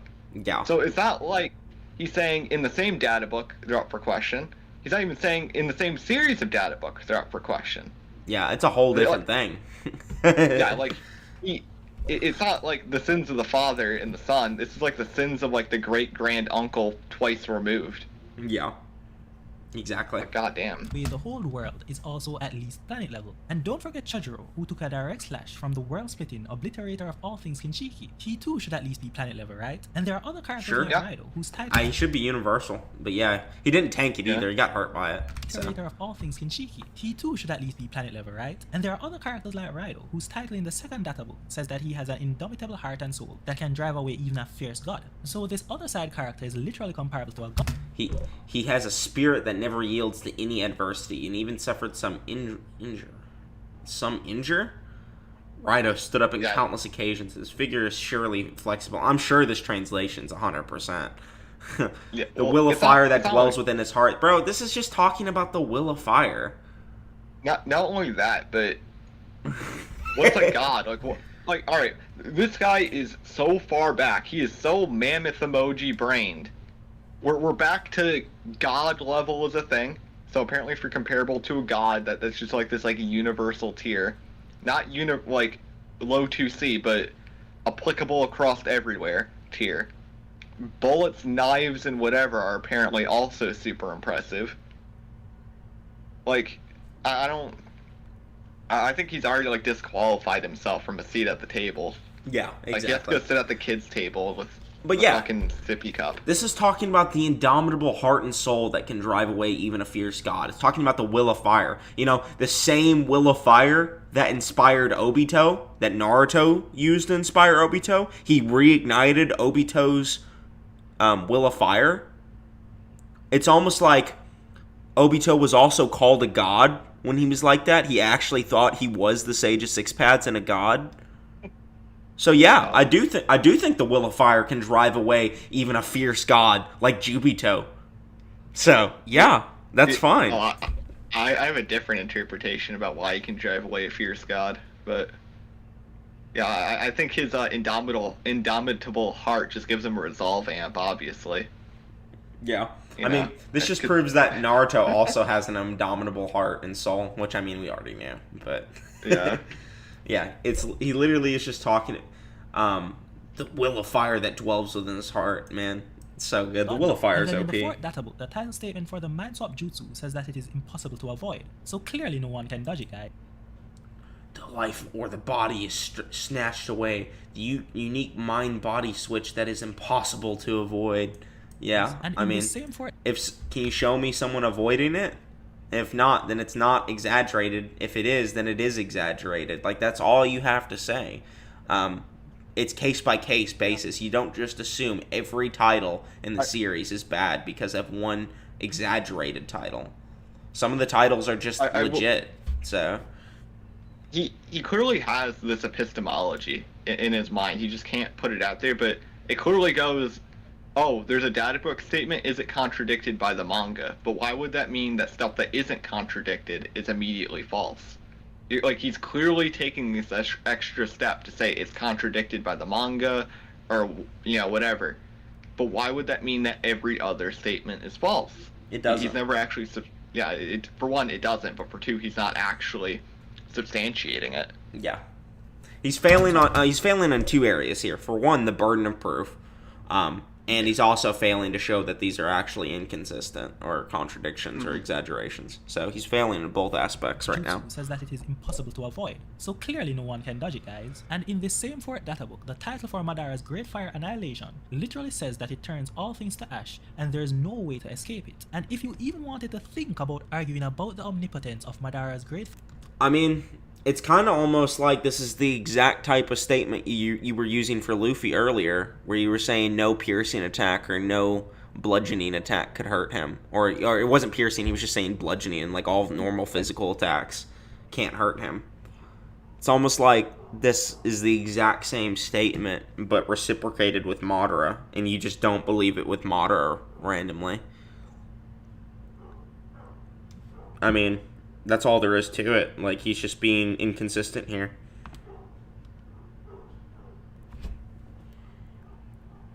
This translation's kind of bad, too. I'm reading it. The whole surface into a sea... The whole surface of what? AFK, I guess. Well, alright. I unhid Boons, so he can come back if he wants to. Yeah, sorry, Boons. I didn't do it, but... Listen, Boons, you got some screen time randomly. Yeah. Alright, let's continue. Fire Annihilation. I'll just refer you to where it literally says there's no use arguing about it. So by now I'm hoping you see how silly it is for someone to try to use this obviously no use arguing? Go jump off a cliff. Like, yeah. I don't... There's no use arguing about it. I mean, there clearly is a use. Yeah. I mean, if we're going to get really cynical about it. You know, rubber exists in Naruto. There's, like, rubber jutsu that the third Raikage has trouble piercing. And since this can turn that to ash, that just means Luffy's getting turned to ash, man. So, he's made of rubber. He's trash. He can't handle that. He's getting turned to ash. literal scalable facts. So no data book title on its own for any character I'm or just joking, by jutsu will the be way. used to scale the attack potency of any character in this video. Now the next thing we need to speak about is Kaguya. So Kaguya is considered by many Naruto fans to be solar system level, and this is because Universal. in her dimensions you typically will see a sun and or a moon, and these dimensions are assumed to be created by her because of the data book title, which says Not she can create dimension as she Wait, pleases. actually, And in the war pause. I'm arc- sorry. I don't. This really irks me when people say like assume, and there's like direct evidence, because like yeah, everything's an assumption, but you have to show why an assumption's like faulty or invalid or whatever. It's not. Yeah, you have to address the evidence for it. But I think he's actually about to do that, so. Yeah. created by her because of the data book title, which says she can create dimension as she pleases. And in the war arc with her truth-seeking orb, the dialogue says it's the start of a new time space, which many Naruto fans took to mean that she was going to destroy the current dimension and create a new one. Now, because we're not here to debate Kaguya, let's just assume all of this to be true without caveat. So Kaguya can create and destroy a dimension. So firstly, Kaguya being able to create a dimension literally tells us nothing about how strong her attacks are or how durable she is. Oh my god. I mean, if her truth-seeking orb is going to destroy the whole dimension, that does tell us how strong her attack is. It's a truth-seeking orb, big dog. Like, do you think that's not an attack? She was literally using it to attack Naruto and Sasuke, man. Yeah. So, yeah, it does tell us. But either way, let's continue. He also missed a statement. There's another statement that's set in the fourth data book when it's talking about the eternal truth-seeking orb. It says that it was going to destroy and reshape the world, implying that she was not only going to just destroy it, but she was also going to recreate it.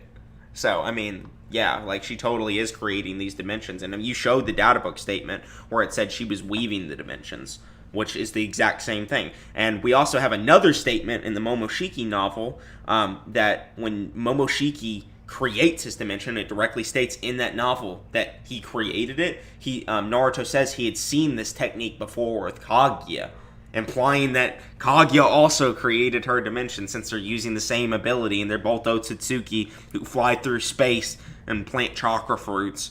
I mean, it makes sense why she would create this, plus, there's actually just 3 statements that she did. This isn't up for debate. This isn't an assumption. This is just true. Kaguya created her dimensions and was going to destroy it. Is that she can create a dimension. That is it. Secondly, being able to destroy or erase a dimension may tell us something. What's up, Jaden? Good to see that you're back on the stream. About one of her attacks, but it doesn't tell us anything at all about her durability. So to say that just because Naruto damaged her in the fight, that somehow automatically gives him a dimensional destroying attack potency makes it doesn't literally no sense. And again, we have seen where way weaker no-hacks characters like it does make sense though. The fact that he becomes stronger than Kaguya later. Well, not only that, but I like this man did a whole section of this video where he's like, oh, there's on guard and off guard durability, but then he's insisting that Kaguya must be on guard when Sakura hits her. Yeah, and also the fact that there's exclamation marks over here implies that she wasn't on guard. It's like surprising that she's getting hit, or else she wouldn't be like, what the heck? There's a question mark there, like she's like, what? He also apparently doesn't think that you have to be able to withstand your own attacks. So, like, what about when you're relative to people? Because Kaguya can hurt Naruto. Naruto can hurt Kaguya. Yeah. Either way, I don't think that... I do agree with him in one facet of this, and that's, the truth-seeking orb doesn't necessarily have to scale to her other attacks. But Naruto just becomes stronger than the truth-seeking orb, man. Like, that eternal truth-seeking orb is good, but he beats up Momoshiki at half power and in base later on. And Momoshiki is literally just stated to be stronger than Kaguya in one of the novels. So yeah, Momoshiki's like so much stronger than Kaguya. Kaguya thought she needed like a whole army to fight him, Yeah. So I mean, that's a classic argument. But yeah, there's tons of arguments to put Momoshiki above Kaguya. But either way, like, Naruto just is like a beast, bro. He can beat up these dudes that can destroy and create dimensions and things like that. He literally has another statement that his Susanoo, it is in combination with Sasuke to be prepared, but his Susanoo attired 9-tailed avatar thing in Boruto is just stated to be the strongest offensive and defensive jutsu in existence, which includes the eternal truth-seeking orb. So he literally is just stronger than the Eternal Truth-Seeking Orb that can destroy these dimensions. Like Sakura, clearly damaged Kaguya, and saying she wasn't damaged is just silly. Kaguya was visibly bruised from Sakura's punch. Yeah. Now many people like to disregard this and say, oh, Sakura can't really damage Kaguya. That was just done for a plot to make Team 7 look cool. And again, I have no problem with that statement. But again, there's no evidence for Kaguya having some damage. How do you not have no problem with that statement? It's obviously wrong. Sakura did damage Kaguya, so why would we pretend like she didn't? That's stupid. You shouldn't do that. Go ahead. Yeah, if you are okay with saying it's because of plot, then Sakura doing that doesn't, like, debunk Kaguya being that strong. And even if we say, like, oh, well, Sakura scales to her, it's like, what if we just bite the bullet and say Sakura is that strong, too? Like, what? Like, do you actually have, like, an argument for Sakura being weak? Are we going to see that in the video? Probably not. Yeah. Dimensional destroying level durability. And secondly, just because one of Kaguya's strongest jutsu could possibly erase a dimension if given enough time to expand to big enough, and that doesn't suddenly mean that everything she does is dimensional destroying level or even remotely close to it. So Naruto, who was getting beat up for nearly the entirety of the fight, being able to clash with Kaguya's gentle fist for a short while before being easily overpowered, doesn't suddenly make him as strong as Kaguya's strongest truth-seeking orb. Man, he's ignoring a lot of feats that Naruto performed during that fight. Naruto was definitely doing some crazy shit at Kaguya. Like, when he throws all those Rasen shurikens and just blows Kaguya away, like, you just forget that happened. Like, Naruto does some pretty nasty stuff, and that Sasuke does too. So, I don't think this is a fair comparison. Just talking about their taijutsu to taijutsu. But, yeah. That's, again, like, Naruto's taijutsu isn't representative of his strongest abilities. His ninjutsu is. Like, when Sasuke fires his strongest attack, Indra's Arrow, Naruto summons a bunch of Rasen shurikens like he did against Kaguya. That's probably his strongest attack, just having a bunch of Ninetales Avatar clones with Rasen shurikens. That's how he defended against Indra's Arrow. So, yeah, I do think his ninjutsu is probably on that level.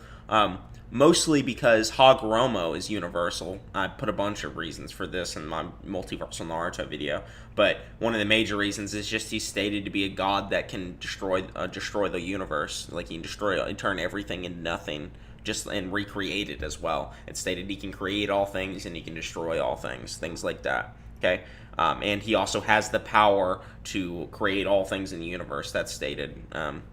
Just stuff like that, right? And then Indra's Arrow. When Sasuke is summoning the arrow, there was so much chakra being generated in the air that the Kurama inside of Naruto just tells Naruto that the amount of chakra Sasuke is manipulating is equal to the Sage's six pads. Like, it's almost unrivaled. This is Sage's six pads level, is what he specifically says. So he's saying that Indra's arrow is on the level of the six pads. Which is cool, because that just means Indra's Arrow is universal. Which is exactly as good as, Kaguya being able to destroy her dimension. Now, Kaguya destroys potentially can destroy multiple of her dimensions. We know she can create multiple of them as well, so I don't see why she couldn't just destroy multiple universes as well. But either way. Well, if he doesn't think that, like, AP and durability are, like, related, then he probably doesn't think, like, creation is above destruction. Yeah, So. Ability. And remember, Naruto and Sasuke didn't even overpower Kaguya. They just outsmarted her and sealed her away. So no, Naruto universal sealing right there, buddy. Will not be considered to have some solar system level attack potency or durability in this video. So now stop calling it a solar system as well, because Naruto can literally sense the entire universe and can't sense between Kaguya's dimensions, meaning that they're longer than a universe, or farther away than a universe. So if she's going to recreate everything and destroy everything, then yeah, that means he has universal AP. And they're also just directly said to be time spaces, which just directly means they're 4D. So, Yeah, I think... I don't know if it's the right fallacy, but he's, like, taking the argument apart, and he's, like, ignoring stuff. So he's acknowledging that Kaguya should be, like, solar system level, right? It's just that, like, her durability doesn't scale to it, Naruto doesn't scale to her attacks don't scale to it, apparently. Whatever, right? So, he clearly does think that, and now Momoshiki is stronger than that. Yeah. So, we're about to see in this part, apparently he's going to talk about why that's not universal, but he has to cover why Momoshiki being stronger than Kaguya wouldn't make Naruto stronger than Kaguya. He doesn't even think that it makes Naruto solar system, because he thinks that Kaguya's dimensions are just planets, I guess. And if you want to say that it's solar system level, like Kaguya destroying everything is solar system level, I mean, that still means Naruto solar system level, because you are aware Naruto becomes stronger than Kaguya, surely. So, either way, man, let's continue. Now let's speak about Momoshiki. Now a lot of people also like to bring up scans like this from the Naruto and Boruto novels, which usually describes a scene where Momoshiki goes to some place to harvest some chakra and the place usually gets destroyed. So in this particular instance and translation, you'll know two important things. Firstly, it describes a place that Momoshiki went to as a star, and secondly, it states that he very simply destroyed the star and everyone on it. Now obviously, a star is a sun, so unless this civilization of people were some super special species who could live in a burning inferno, then this is obviously a mistranslation. What, you mean like Superman? That could happen. Yeah, but yeah, it obviously said Hoshi, which means celestial body. I mean, star is a common translation for that. But attacking it like it's a, like if it's a mistranslation, you shouldn't attack it like it's like a genuine argument. Yeah, I've never even used that argument. I used the parallel universe argument. Actual, more accurate translation, as you can see, describes this place as a world, which in this context typically means a planet. But secondly, as you can see in both of these translations, it will typically state that the place that Momoshiki goes to gets destroyed. Now if you didn't know any better, then you'd be forgiven if you thought that Momoshiki was actually going around literally one-shotting planets, as you would see in DBZ for example. However, if you literally just read the statement above for example, you would see that's not actually happens with the Okutsuki. All Momoshiki is doing is planting a divine tree, which robs the planet of its life. And I mean, this method of the Okutsuki is actually explained in detail in Boruto. Momoshiki, like all other Okutsuki members, are described as alien parasites, and these alien parasites travel from planet to planet with the singular goal of devouring the life of the planet to get stronger. And they do this by planting a divine tree that grows all over the planet, and the divine tree then sucks the chakra from all living things on that planet and put it all into a chakra fruit, which they then eat. So Momoshiki isn't really doing anything, it's the divine tree. Wait, now the pause. Isn't literally being... Momoshiki's not doing anything. Yeah, he never like disproves that it destroys the planet or whatever. He's just saying like you should know that this happens or whatever, but he never shows the scan. Yeah. Like we never see like a full divine tree go off. Yeah, I mean either way, like Momoshiki's the thing summoning the divine tree to summon all the. I mean, just the divine tree alone was shown to be large planetary, or or whatever it was. I think it was just regular planetary, the calc or whatever. But yeah, like. Just the fact he can do that with his chakra is already planetary alone. But again, like, this is way worse than the things we were talking about earlier, so it's not really relevant. Mm-hmm. Destroyed, it's just robbed of all its life. Like you can even literally see that in the anime, the planet just becomes barren after it has been robbed of all of its life. So no, none of these cans where it speaks about Momoshiki absorbing the chakra from some location tells us anything about his attack potency or durability. The next thing that usually comes up in relation to Momoshiki are statements such as Sasuke saying these Boruto Okutsuki villains pose a much greater threat than Kaguya, and Kaguya wanting to raise an army of white Zetsus to fight them, and Momoshiki claiming that he could be a threat than Kaguya, and Kaguya Yeah, this is the statement I was referring to earlier. In other words, they were enemies who even Kaguya wouldn't have been able to oppose without an army. So yeah, it looks like the reason Kaguya was gathering white Zetsu was so she could fight against them. Yeah. Yeah, Kaguya's scroll said that someday those guys who come to take the chakra fruit, it was Sasuke's wrote, it looks like so they're literally just talking about Momoshiki just being too strong of a foe for Kaguya to defend against without an army helping her. I mean, that's just cut and dry, man. Momoshiki's stronger. To raise an army of white Zetsus to fight them, and Momoshiki claiming that he could beat Kaguya by himself. Now firstly, the Kaguya that Momoshiki knew is the one before she ate the chakra fruit on Naruto's planet, which gave her a massive power up and most of her hacks. He didn't even... You don't think that Momoshiki would know that she was gonna chakra fruit? And also, Momoshiki can also eat chakra fruits, so either way.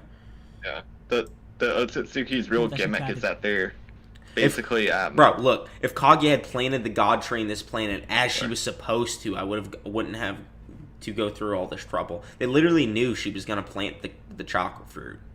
They literally knew that she was going to do that and absorb chakra, and he still thought he could punish her. Alright, go ahead. Not only that, but like, the Otsutsuki's whole gimmick is that they're like these like aliens who possibly come from other universes. It's kind of like another argument, but and they like they go to planets, they plant the chakra fruit, and they harvest it. That's like their whole deal. Yeah. It's like really absurd to think that Momoshiki, this person who's been doing it for ages, just wouldn't know how strong Kaguya could have become. No. Yeah, and also, I mean, he literally knew that she was going to plant the tree. Like, it's stated right here on screen, man.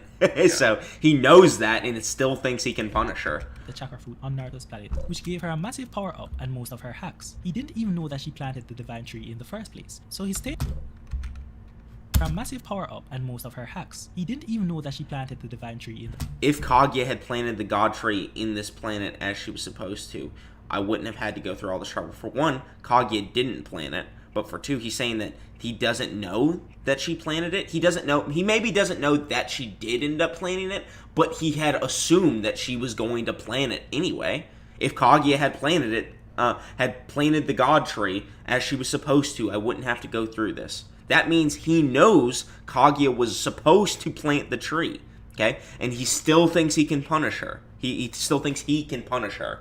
So, that does prove Momoshiki still thinks he's stronger, despite believing that she could have potentially planted the god tree on the earth.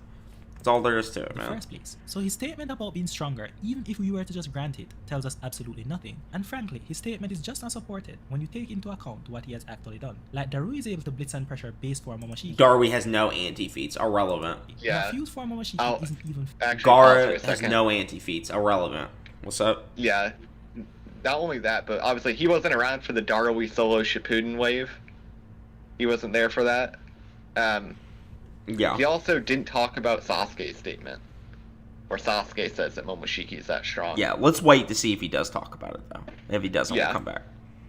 Physically strong enough to be able to punch through Gaara's sand. So of course a base form Naruto would be able to fight against a fuse form Momoshiki. And a half weakened base form Naruto, and then KCM Naruto starts whooping Momoshiki.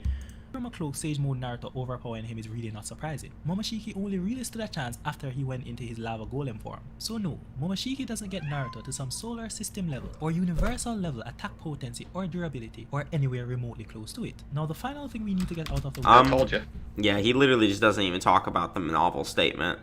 So yeah. Or the manga statement from Sasuke. Yeah, like Sasuke literally just says he hypothesizes that Momoshiki is a greater threat than Kaguya, and then the novel statement elaborates on this, and then says that Sasuke says the reason, man, Kitty, can you just be quiet? But yeah, what was I saying? The novel literally just directly says that without an army, Kaguya wouldn't have been able to oppose Momoshiki and Kenshiki. So what is there else to talk about? Like, they're just stronger, man. Is when certain people try to take certain chakra level statements and extrapolate them to absurdity. So for example, in the 4th Great Ninja War, when the sensory ninjas were describing how much chakra the Ten Tails had, they said it had so much that it was like a small planet. Now some people think that they can use this statement about his chakra levels to then therefore say that the Ten Tails and its Jinchurikis should have a planet level attack potency. Now this is just so silly on so many levels. But to put this simply, even if it does have a literal planet-sized amount of chakra within itself, that doesn't suddenly mean that any of the attacks done by the Ten Tails or its Jinchurikis suddenly have a planet level attack potency. Yeah, Naruto doesn't have that much chakra compared to the Ten Tails at the time, but he still has planet level attack potency, because it's not just about how much chakra you have, it's about how much chakra you manipulate into the attack. Yeah, he made this point way earlier on in the video. So, if you remember, we actually, we elaborated on it, obviously, but pointed out, Kakashi with his shadow clones and stuff. Yeah, it's the same point, man. Yeah. Don't judge the strength of any singular jutsu or attack based on how much total chakra the user of that jutsu or attack has. You judge the strength based on the actual effects that the jutsu or attack is shown to have. So no, the statement does not provide any relevant scaling information, and you can't just assert that a character has a certain level of attack potency simply because they have a lot of chakra. The next one is that in Naruto the last movie, the chakra from 112 Cloud Ninja was going to be used to power a cannon that was going to destroy the moon. Therefore, any ninja that has a total chakra greater than the total chakra of those 112 Cloud Ninja should have a moon level attack potency or destructive capacity. No, now firstly, the chakra transportation cannon was not going to destroy the moon, but rather, as the name suggests, it was going to teleport it to another dimension. So that tells us nothing about power. Oh, that makes it so much better, bro. Let's say it could actually destroy just teleport a whole moon-sized object to a different dimension. Yeah. Yeah, man, I don't think that makes it better. It's still moving a whole moon. This video Yeah, this video comes across like somebody wrote this script and they thought it was like gangbusters, and he's just reading it. Yeah, here. You know. Hagoromo throws the moon. Watch this. Calc.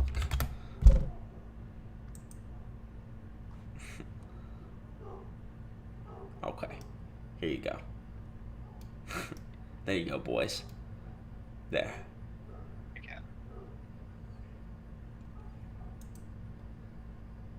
Oh, well, we're not going there just in case. But yeah, large planet level, baby. You can go check this calc out. Anyway, let's get back to it. From those 112 Cloud Ninja. Again, that literally tells us absolutely nothing about how powerful any attack is from any of those individual ninjas, or how powerful any attack is from any other ninja. I agree, it's the moon cannon that's doing it, not the amount of chakra. We also just don't know how much chakra they have. Can do with that amount of chakra. Again, you cannot just say because a ninja like Hashirama has more chakra than those 112 random Cloud Ninjas, and that he should therefore have a moon level attack potency. Man, that's such a bad character to use because he literally is just planetary.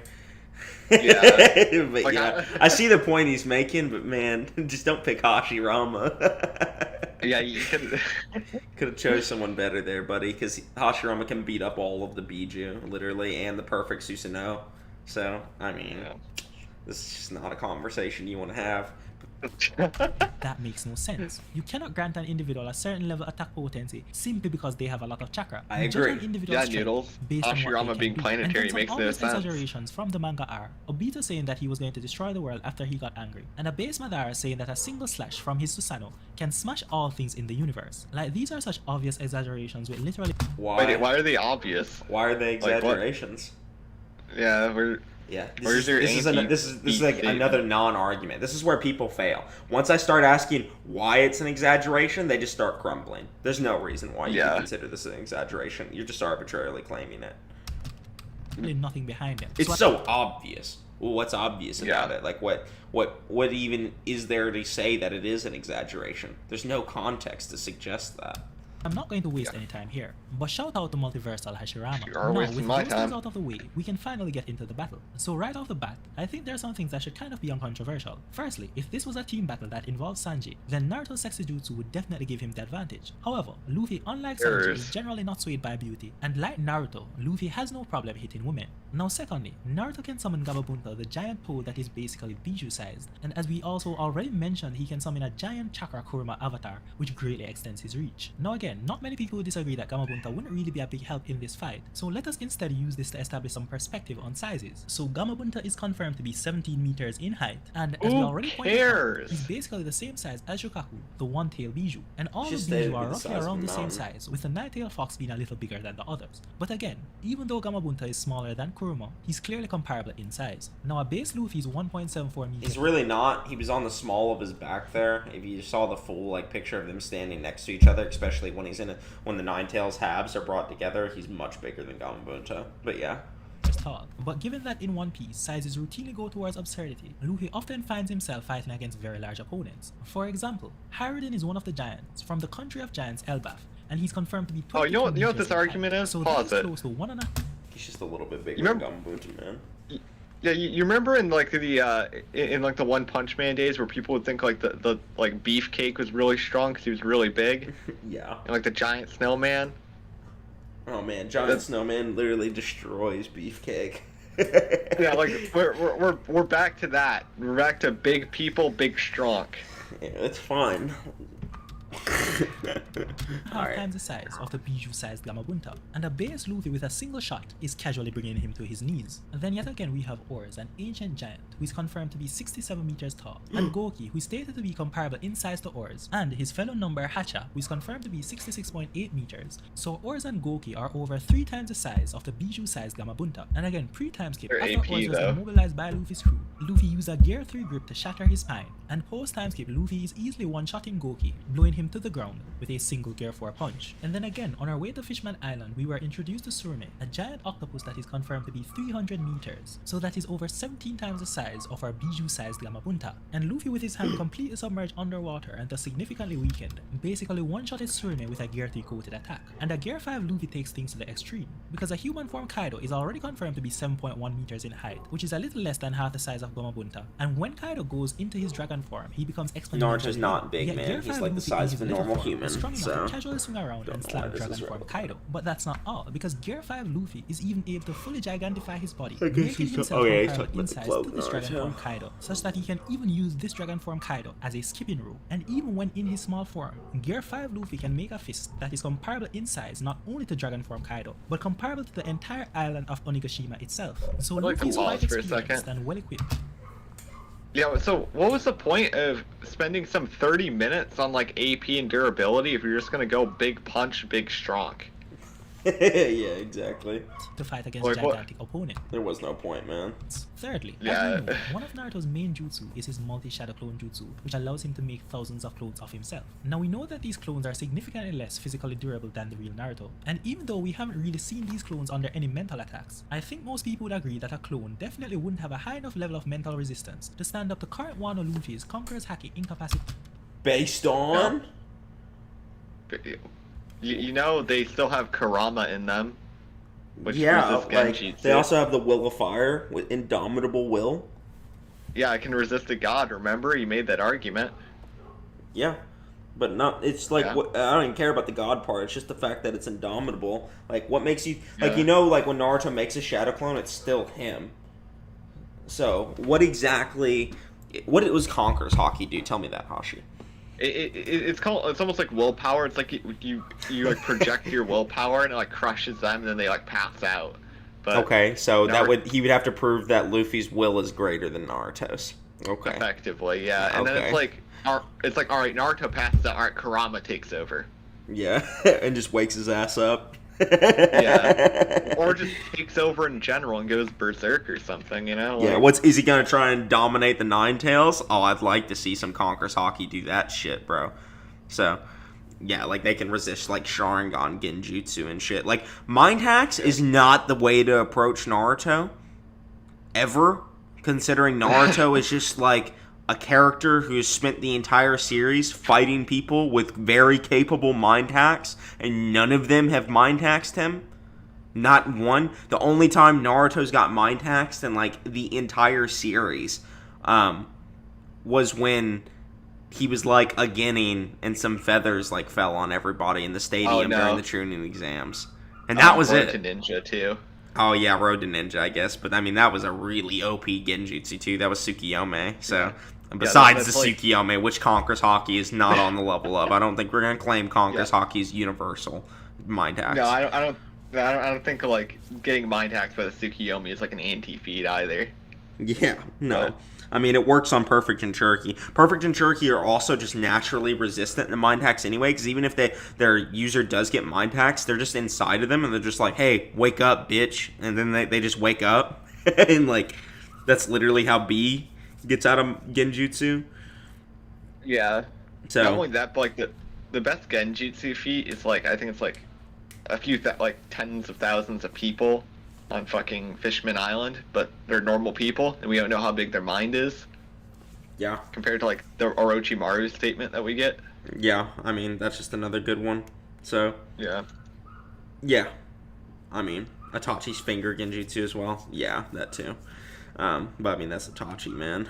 Itachi put Naruto into Genjutsu at the beginning of Shippuden, to be fair. Okay, yeah, he did, and that's Itachi, okay? Like, are we talking about, we comparing Conqueror's Haki to Itachi? I don't think so. So, that's the dude with universal Genjutsu. Don't forget that. That's like when he was trying to say, like, oh yeah, like Darui was able to fight Momoshiki. It's like, yeah, it's Darui. Yeah, Darui's a Kage, man. He's super strong. Which was already knocking out over 50,000 fishmen 3 arcs ago. Yeah, see right there. Yeah, he knocked out 50,000 random dudes. Okay? What about 50,000, universal fighters? Like, what about them? Like, with indomitable will. and the will of fire that exists within them. Naruto literally beats most of his enemies by like breaking their will and like breaking their philosophy.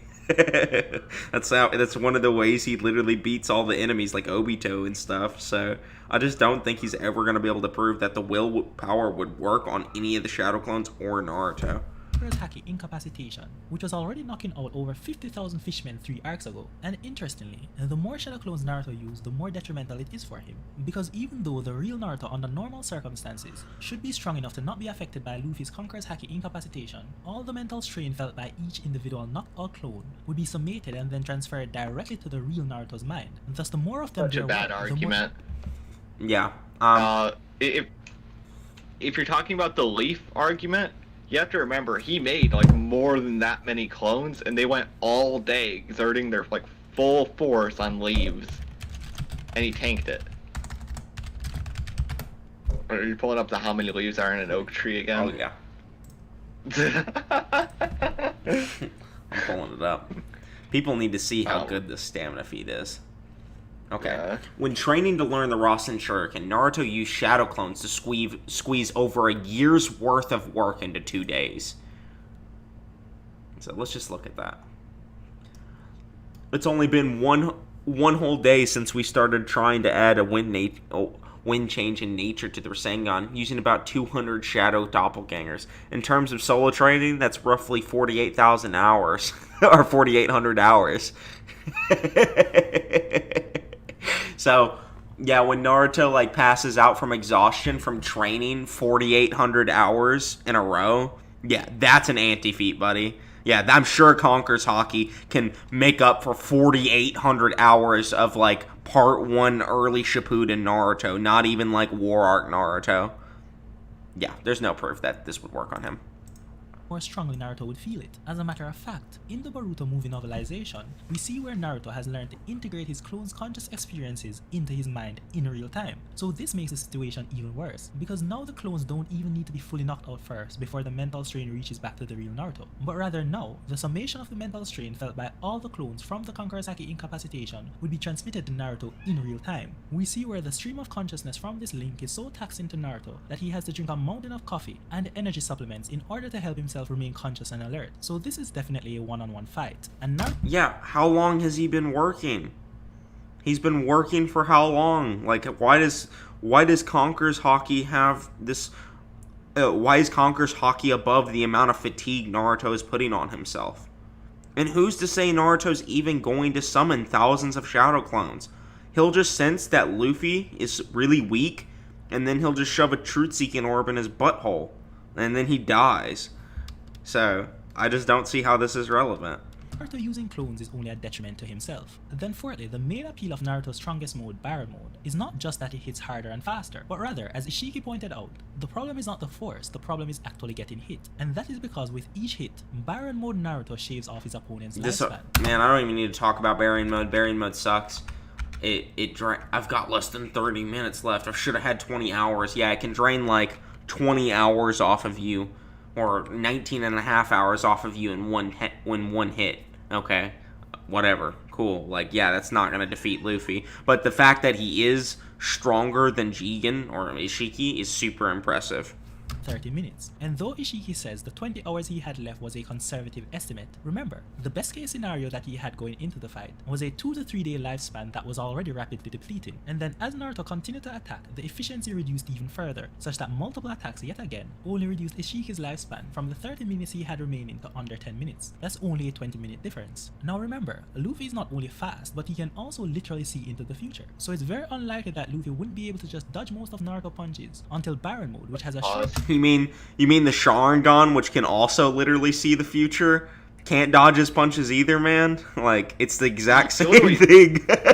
you literally showed a panel in this video of when Kaido was attacking him, and Luffy said, like, wow, I almost couldn't dodge that. Yeah. So... yeah, this is reaction speed based, man. And also the fact that he can see, if like you're implying that he's even gonna be able to perceive the movements Naruto's making in the future. Like, they might be so fast, even when he's looking at them in the future, they might be too fast to read. Not only that, but there were instances in like the Pain fight with Frog Kumite where the Pain saw the punch and avoided it, but the Kumite still hit him. Yeah, because it has an area of effect that it punches with. So yeah, and also he literally fights Sharingan users. Sharingan, the Mangekyo Sharingan, is directly stated to be able to see into the future. Yet he would beat the shit out of MS Sasuke. He would destroy Itachi. Okay, like this is Naruto we're talking about. So yeah, these characters who have future sight don't just randomly beat him because he's so unpredictable and so fast and powerful. It doesn't matter if you can see the future. He's still gonna hit you. But yeah. Time limit runs out. But for argument's sake, let us say you think Baron Mode Naruto is just too fast for Luffy to dodge all of his punches. Well, again, remember, Ishiki didn't have a method of blocking Naruto's punches without actually being touched by him. Luffy, on the other hand, has advanced armament on Conqueror's Haki that allows him to attack and block his opponents without actually touching them. So even if Luffy couldn't dodge the punches, Luffy could still face Naruto head-on without worrying about Naruto's attacks touching him. But again, for argument's sake... He's actually not showing a panel of him blocking it without getting hit. He's showing Luffy projecting his Haki out to like hit Kaido. It's not the same thing. Yeah. So how does this Haki work? So he has to project it out of his body to block something? Yeah, they like project it out, and because it's projected out, it doesn't hit you, so you're fine. Okay. So if he's simply not fast enough, then he would still get hit, right? Yeah, he wouldn't have the conscious effort to put out the field, yeah. Yeah. I think with that like future sight that Luffy has or whatever, like even if he can see the future, and let's say he can perceive Naruto's movements, what says that he's fast enough to get out of the way of it, even if he does see it? What proves that he's fast enough to move at 50 times FTL? Or the new calc we have with Shisui, putting him at like 160 times FTL or whatever. What about those? To give it a bit more credit, we see with Katakuri, it isn't analytical precog. It's just like you see in the future. You're not like predicting them, right? Is it like spidey senses and your body like naturally moves, like MUI? No, you have to see it, and then you have to like interpret it, and then you have to do something. Yeah, so if he sees it and interprets it, he still has to move out the way, right? Yeah, he's still fucked. Yeah, it doesn't matter. Okay, so that's what I was saying. But yeah, and also, even if he does block it with his Conqueror's Haki or whatever, or presuming he's even fast enough to project it out, if he's able to block it, what stops Naruto from just shattering through it with whatever attack he has, like his existence erasing truth-seeking orb?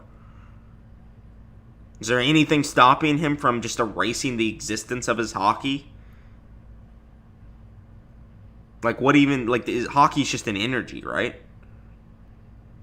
Just a type of energy? Yeah. Well, he said like no equalization, but that's dumb as hell. But like, well, let's say we'll go back to the beginning of the video, and we'll say Haki power nulls devil fruit abilities, right? You don't resist power null in Naruto?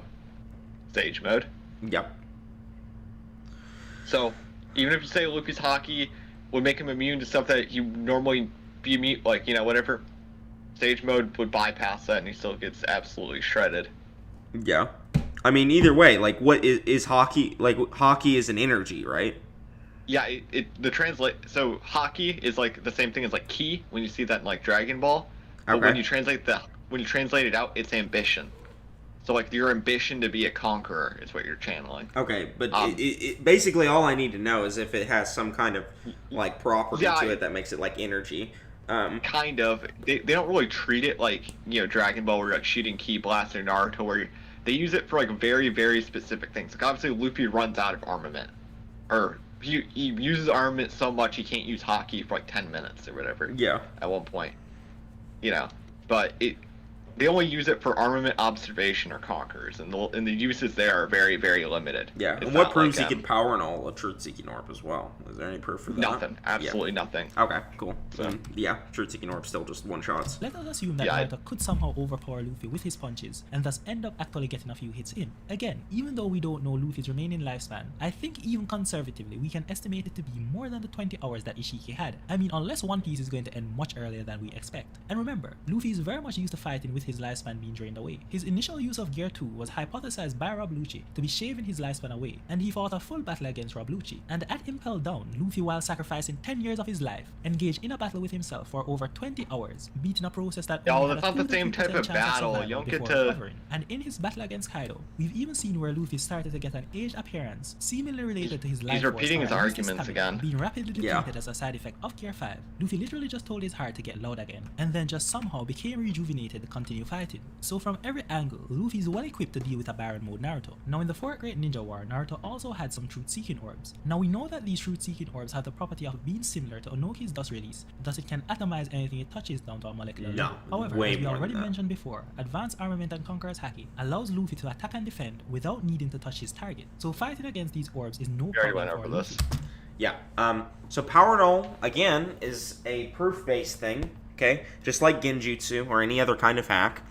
If you're going to say someone can Power Null somebody, okay, you have to show that they can Power Null the type of ability they have. So, like, if it's a fire attack, they've shown the capability to Power Null fire before, okay, or some kind of fire. So, you have to prove that one. That's the property of it, Power Nulling fire. For 2, it also has to be able to Power Null fire of that level of strength. So, fire coming from Cthulhu is a lot different than fire coming from, you know, Part 1 Sasuke. Okay? So, Power Nulling Part 1 Sasuke's fire will not prove you can Power Null Cthulhu's fire, or whoever has, like, a crazy, insane fire attack. Right? Anybody like that. Proving you can Power Null even a Truth-Seeking Orb does not prove you're going to Power Null Darkseid's Omega Beams. Okay? There's levels. So, you have to prove that they can Power Null something as strong as Naruto, and Power Null something that has the properties of, like, a Truth-Seeking Orb or a Rasen Shuriken. And if it's never done that, then it's baseless to claim it can, and it's also a no-limits fallacy to say it can. So, that's just a bad argument all the way around. But yeah, this is kind of like the same trend this guy's been following. He's been making a lot of no-limits fallacies and not really understanding how cross-verse debates go or, like, how they work. But yeah, let's continue.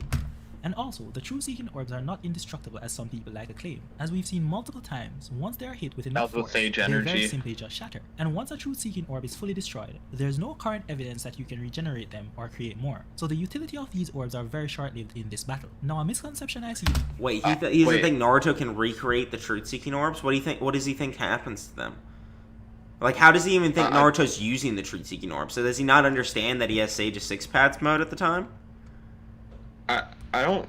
He shows, like, 8th Gate Guy, and, Madara? Well, yeah, Madara, and then on the other side, there's Jubito against the imperfect Susanoo Kurama thing. The Susanoo Kurama thing just has Sage Energy for one. Jubito also just got, like, Resolve fucked. Yeah, this is also the Sword of Nunaboku. It's like a weapon. It's not a truth-seeking orb. Well, it's made of them. Yeah, but it's Sword of Nunaboku. It's way more strong. Yeah, but I hate that sword so much. People in Seth's server used to think it was super special. It was a pain. Listen, I know, but either way, I like it. Yeah, but with Guy too, Taijutsu is like before Guy goes like even 7th Gate against Madara. They literally have this talk of what can beat Madara in that scene. It's like Sage mode or Taijutsu, and they're out of Sage users. Yeah. So. Beat them. But yeah, Naruto can just keep the truth. What even proves Luffy's going to be able to break a truth-seeking orb? As soon as he touches it, he dies. Like, it's not where he gets whatever part of him erased. So, it doesn't... there's not going to be any running out of truth-seeking orbs here. Create more. So the utility of these orbs are very short-lived in this battle. Now, a misconception I see that comes up a lot is that many people think that all perceptual abilities across different anime can be viewed equally. Now, this is very silly, so let us get into the weeds here. In the Narutoverse, anyone can feel the presence of Chakra when it is actually released into the external environment in a large enough quantity, or if it is very strong. Not everybody, there's sensory types. Yeah, no, there is? Yeah, there's sensory type ninja. So, I mean, yeah, people can feel it if it's strong enough chakra, but if it's not strong chakra, some people just won't be able to sense it. required for this. However, being that everyone in the Naruto world has chakra flowing through their body, some special ninjas have the specific sensory skill that allows them to sense chakra in other individuals, thus allowing them to sense the presence of these individuals over a specific range. So Naruto, for example, after he mastered Sage Mode, became able to sense the chakra of everyone in the entire Leaf Village, and he was also basically able to sense the chakra of most of those on the 4th Great Ninja War battlefield. And remember, in the Naruto world, everyone has chakra, even the animals, thus an especially skilled chakra sensor like Karin. Animals don't have chakra, they have nature energy, but whatever.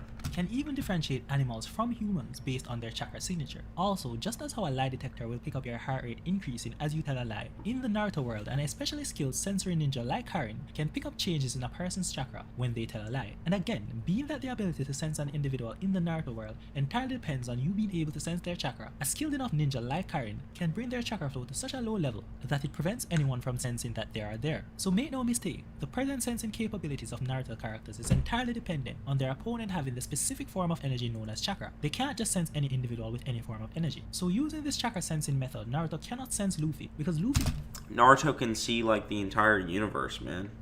So it doesn't matter. He understands the origins of the universe. But either way, he doesn't need to sense him from like a far range. He'll just be in front of him. That's how they fight. They fight hand to hand, man.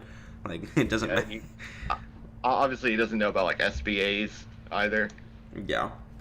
he does not have chakra in the first place. However, Naruto is a little special in that he can also sense the presence of an individual by sensing their negative emotions. And to reiterate, the ability to sense negative emotions is entirely separate from the ability to sense chakra. We see this clearly, for example, in the fact that by using chakra sensing, Killer Bee and Yamato were not able to pick up the fact that Kizami was among them, due to the fact that Kizami, who was hiding in Samehida, had the same chakra signature as Samehida. However, Naruto, by being able to sense negative emotions, which is entirely separate from chakra, was able to pick up Kizami. And also, emotion sensing, which does not rely on sensing chakra, is entirely different than sensing the specific characteristics of a specific person's chakra. Like Karin, for example, describes Naruto's chakra as being bright and warm. That is not emotion sensing. That is still chakra sensing. So anyway, if Luffy had malice or any negative emotions towards Naruto, then Naruto could definitely use this to sense him. But that is the extent of Naruto's special perceptual abilities in this fight. Observation Haki, on the other hand, does not require your opponent to have any specific form of energy for it to work. Like, an easy way of understanding it is as Gunfall described. Every living thing, just by virtue of being alive, gives off a certain voice.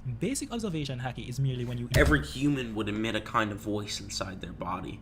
Okay, well, how do we know this voice exists inside of Naruto's body since it's a different universe? It's wild that he's fine with every human in Naruto having chakra, but that somehow means that Luffy wouldn't have chakra. But every human in One Piece has this voice, but that must mean that every human in Naruto has this voice. Yeah, that's exactly what I was saying. Like, he's just being hypocritical. Yeah. He's being extremely biased right here. Yeah. It is said every human in the world emits this a kind of voice inside their body. Okay? Does that prove everyone in Naruto has a voice inside of their body? No. Increase your senses to the point that you can... So this is something that they're specifically sensing in One Piece, and since you don't want to do cross-verse, or like, you know, verse equalization, then yeah, well, you can't say this is in Naruto characters. Normally this would be fine for me, okay? Normally this is okay. Like, yeah, whatever. I was about to say. Normally I'd be cool with this, man. Yeah, it's kind of funny how him not equalizing came back to bite him in the ass. But yeah. To Franklin, a bit of backstory in case you just joined. We're all in favor of equalizing. You know, if you want to equalize Chakra and Haki, you know, that's like a discussion of what would be equalized. You know, what properties would, you know, that's like a different discussion. But to equalize them is completely fine. However, this guy in this video said that's dumb, that's stupid. Everybody who does it is a big dumb duty head, and we're not equalizing. So, make sure to go leave a mammoth emoji in his comment section, because that's what he is. No. Basic observation Haki is merely when you increase your senses to the point that you can hear this voice. So that is why a character like Brook, who is literally just bones and a soul, can be sensed using basic observation Haki by Kiemon's torso. And basic observation Haki bones and your senses to the point that you can hear this voice. So that is why a character like Brook, who is literally just bones and a soul, can be sensed using basic observation Haki by Kiemon's torso. And basic observation Haki not only allows you to sense presence, but it also allows specific individuals like Luffy to sense emotions. And it's not just limited to negative emotions like I'd like to add real fast that Brook isn't like dead. He specifically ate the revive fruit. So if you want to say he's bones and a soul, that's fine, but he should be considered alive. Yeah. Because he was revived.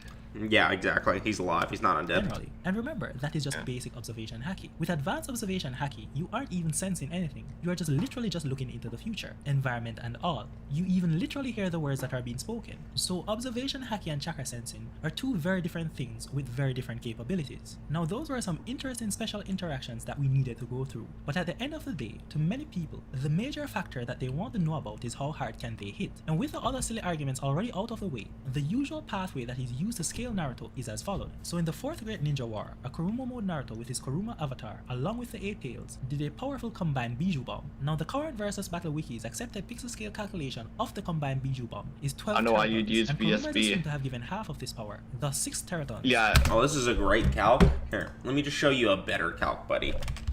Yeah, that calc is flawed. I don't know why you'd use hold on, VSB, how and I don't about- know why you'd care. How about we just look It's at this calc, accepted. man? Let's see what this guy's calc was. Planet level plus. Okay, hold on. Yeah, planet Yeah, level just from creating a moon. So yeah. And it literally, the Indra's arrow was stated to be Sage's 6 path level. It was almost unrivaled, so. Yeah. But yeah, continue. For those of you who don't know, VSB is a wiki out there. They operate under the idea that there's one page. So there is a Naruto page. There is a Sasuke page, singular for both of them. Cat, are you okay? And so when you do a calc or anything for a character, they have to all come together, get in their big circle jerk, and then decide if it's all right. Yeah. Now your calc can be correct, and they'll reject it because the result isn't what they want. Yeah. So Naya's calc, he did a calc about the regular Biju destroying areas, because you see all these like craters in the ground and stuff. Those were caused by the other Biju's Biju bombs, and we measured like how much they destroyed. And it's just also multi-continental, man. Like all these craters just generate like multi-continental levels of force.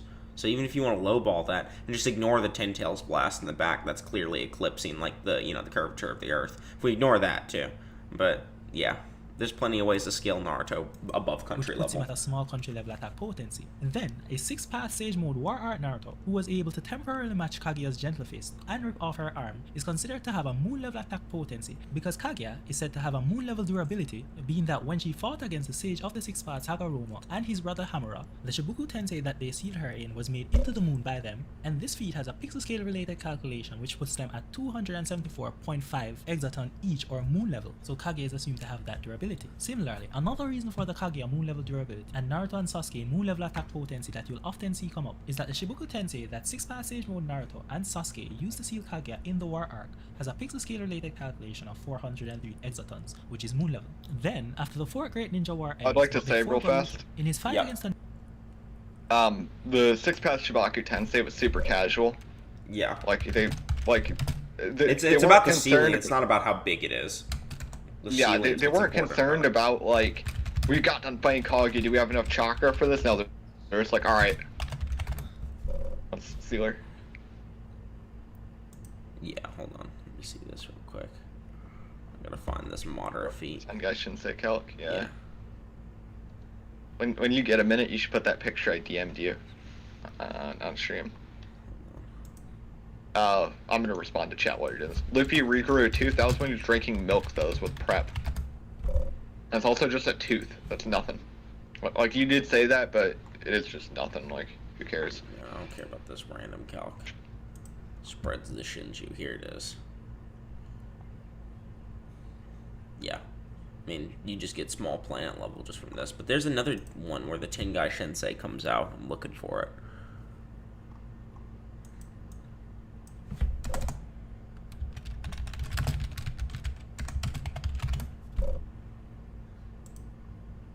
Oh, this is the first Tengai Shinsei.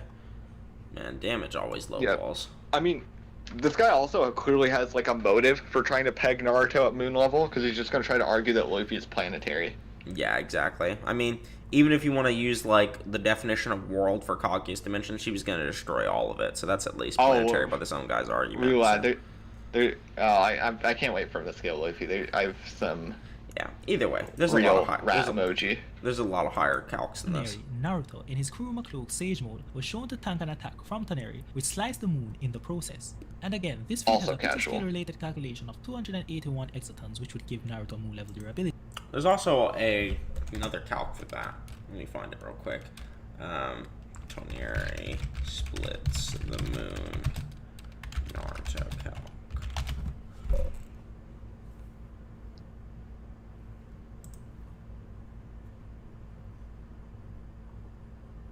Moon plus. Really gotta start bookmarking this shit. Planet level, small planet. Yeah, I mean, it's potentially planet level.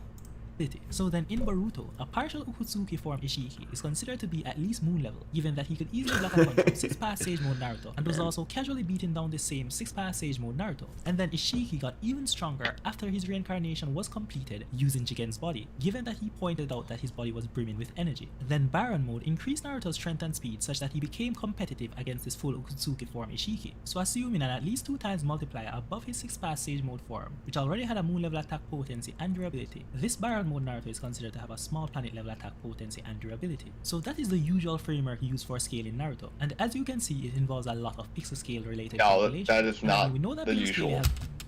Yeah, that's not the usual at all, man. A lot of the common arguments are just like Kurama being stated to capable of obliterating the Earth in the 4th data book. Like, that's just directly stated. Also, I'll talk about the pixel scale thing that you guys on screen in a second, but yeah, the argument, the meta went multi-continental to like maybe planetary, and then it was like, alright, he's just uni. Like, the moon level thing was never really a thing. Like, the only time it was a thing was like early 20, like when the last first came out, and even then it was like, well, the last Naruto, nobody cared about that. As for the thing he's putting up on screen, he doesn't understand how angular size works. Like, do you think in real life, because the stars are smaller than your thumb, that means that your thumb is as big as a star? Yeah. No, nobody thinks that. You're blue-eyed. Yeah. There's a lot of problems, and we could probably spend a whole video just discussing why a lot of these calculations and a lot of these scaling assumptions are well off base. However, I wanted to use the best case scenario. I'd love to see his video doing that, by the way. Into any of that, and I know a lot of people like to shop around for their favorite pixel scale calculated version of these feats and other feats to try to elevate. What about just direct feats of like Hagoromo just in this video for or Madara just summon the Tengaishin says, or Hagoromo just throwing a moon, which most people seem to reference. Now, as it relates, or Hagoromo being able to create everything in the universe as well. That's a thing too. Yeah, he was saying something like, "Oh, people reference VSB, so I'm using their accepted calcs," but it's like that's because a lot of people do calcs on VSB. Yeah. And you can host calcs there as a platform. Yeah, and not all of them are right either. Yeah, not all of them are right. That's like kind of the part, like when we say people are shopping around, like, do you want people to only use this like accepted calc that you think is right? I mean, no, that's not how it works. Yeah. Everybody can have their own interpretation. You're free to argue about it. It's just clear you don't know what you're doing at all. Yeah, you don't know anything about pixel scaling. That is, to be fair, because he thinks like some of the pixel calcs are just wrong in general, I guess. But yeah, he just doesn't understand them. So. He is absolutely silly. Yeah. As we already pointed out at the literal beginning of this video, because Luffy and most of his opponents use focus attacks like punches and kicks, you generally won't see a large destructive range. And Haki itself, which is superimposed onto these attacks, is literally characterized by an even finer control. Like, Haki is clearly explained to be a thing that allows such focus and control that it can make a user's blade casually cut through steel. But if the man, just thinking about the Raikiri's like stuff with this just makes me like I think it's funny that he says that, but when Zoro learns how to cut steel, he doesn't know how to use Haki. It's like a big point of him learning how to cut steel when he fights Mr. 1, Daz Bones. Yeah. But apparently he doesn't read One Piece either. Something. They can choose for this same blade to not be able to even cut a sheet of paper. So Haki users are typically about focus and controlling how much and what they destroy. Thus you generally won't see that's exactly like Chakra. Thus trying to pixel scale how strong Luffy is silly on so many levels. The most important thing when scaling One Piece characters is always context. Now in Dressrosa, one of the meteors casually brought down from space by Fujitora's gravity power has a Battle Wiki pixel scale related calculation of 62 teratons, thus making it country level. Now even though though Doflamingo didn't directly interact with this particular meteor, we know that Doflamingo's regular strings are able to slice through other meteors summoned by Fujitora, and he's able to withstand the blade of characters no, pause. Pause. First of all, I think it's fine to say the birdcage is stronger than the meteor or whatever, but no, he remember this video, he thinks slashing attacks bypass, so Doflamingo doesn't scale to it. Yeah. Because strings would be cutting, so he's cutting the meteor, so he doesn't scale to it. Yeah, exactly.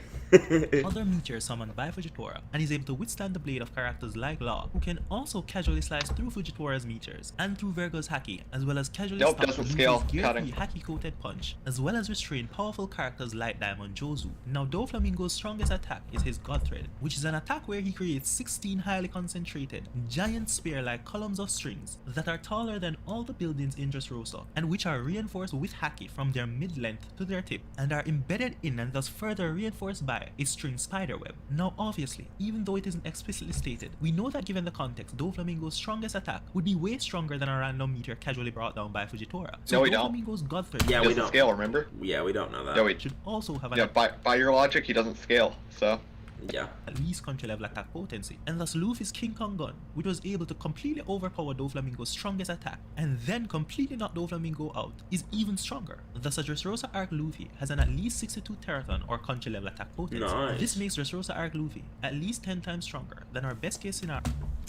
Yeah, I'm just gonna point you guys to this calc that Naya did, where it's just, man, this image, yeah, this one right here. This is where he's calculating the pixels of everything, and that's just multi-continental. So, yeah.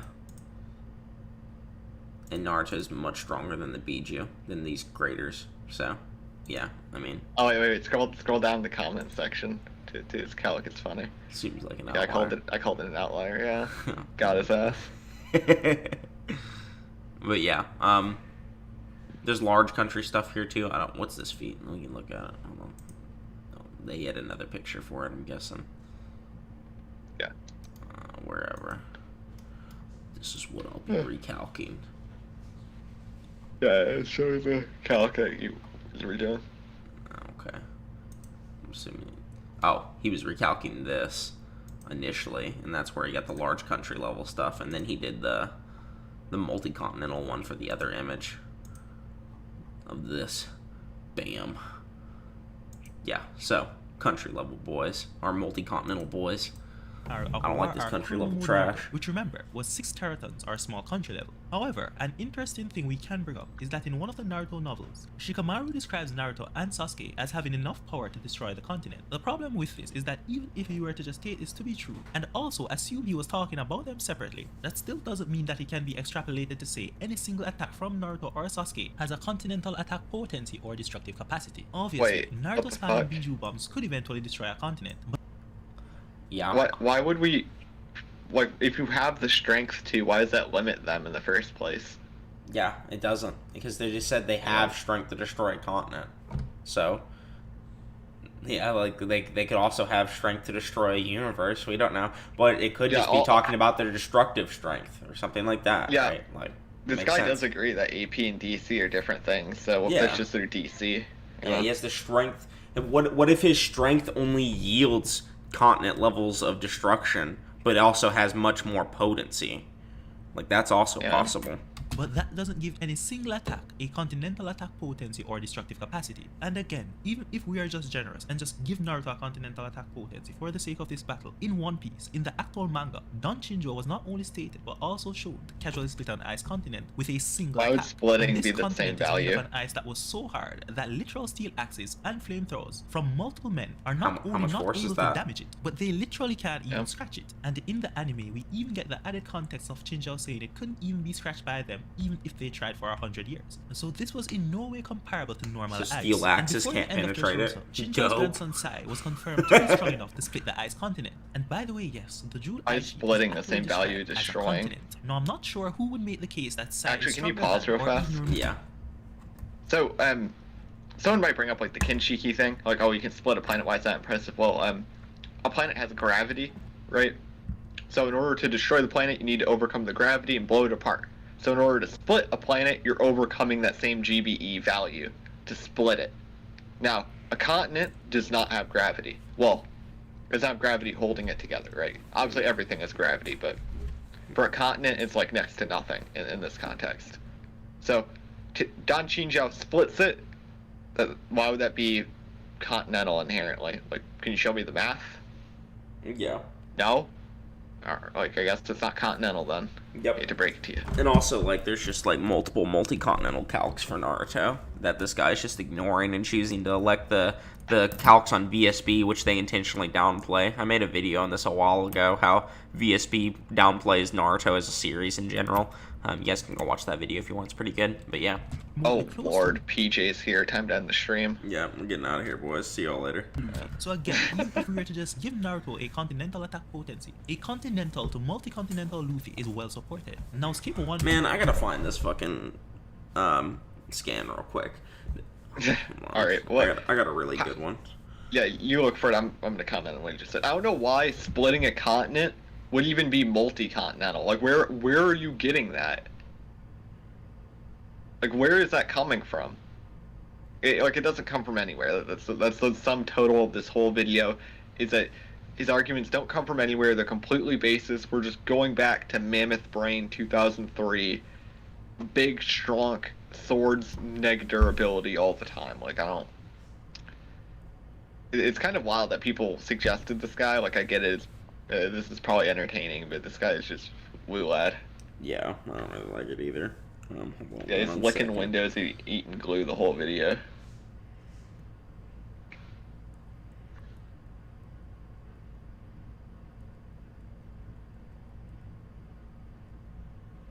I do think it's funny though that the chat is just debating about Saitama and stuff this whole time. Like, they're not even talking about the actual stream. Alright, I found it. Like, if you guys are here, put a mammoth emoji in the chat. Yeah.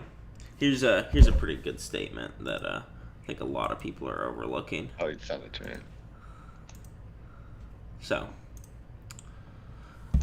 this is from the bonus ninjutsu directory pages. The Bijudama-tailed beast ball. It's the release of condensed chakra. It's a deadly ninjutsu caused by an enormous tailed beast. Its power can even blow up the earth. Like, that's just what it says, man. So, I mean, if we lowball a Naruto and we want a planetary statement, there you go. Like, I mean, yeah. It's just... its power can blow up the earth, man.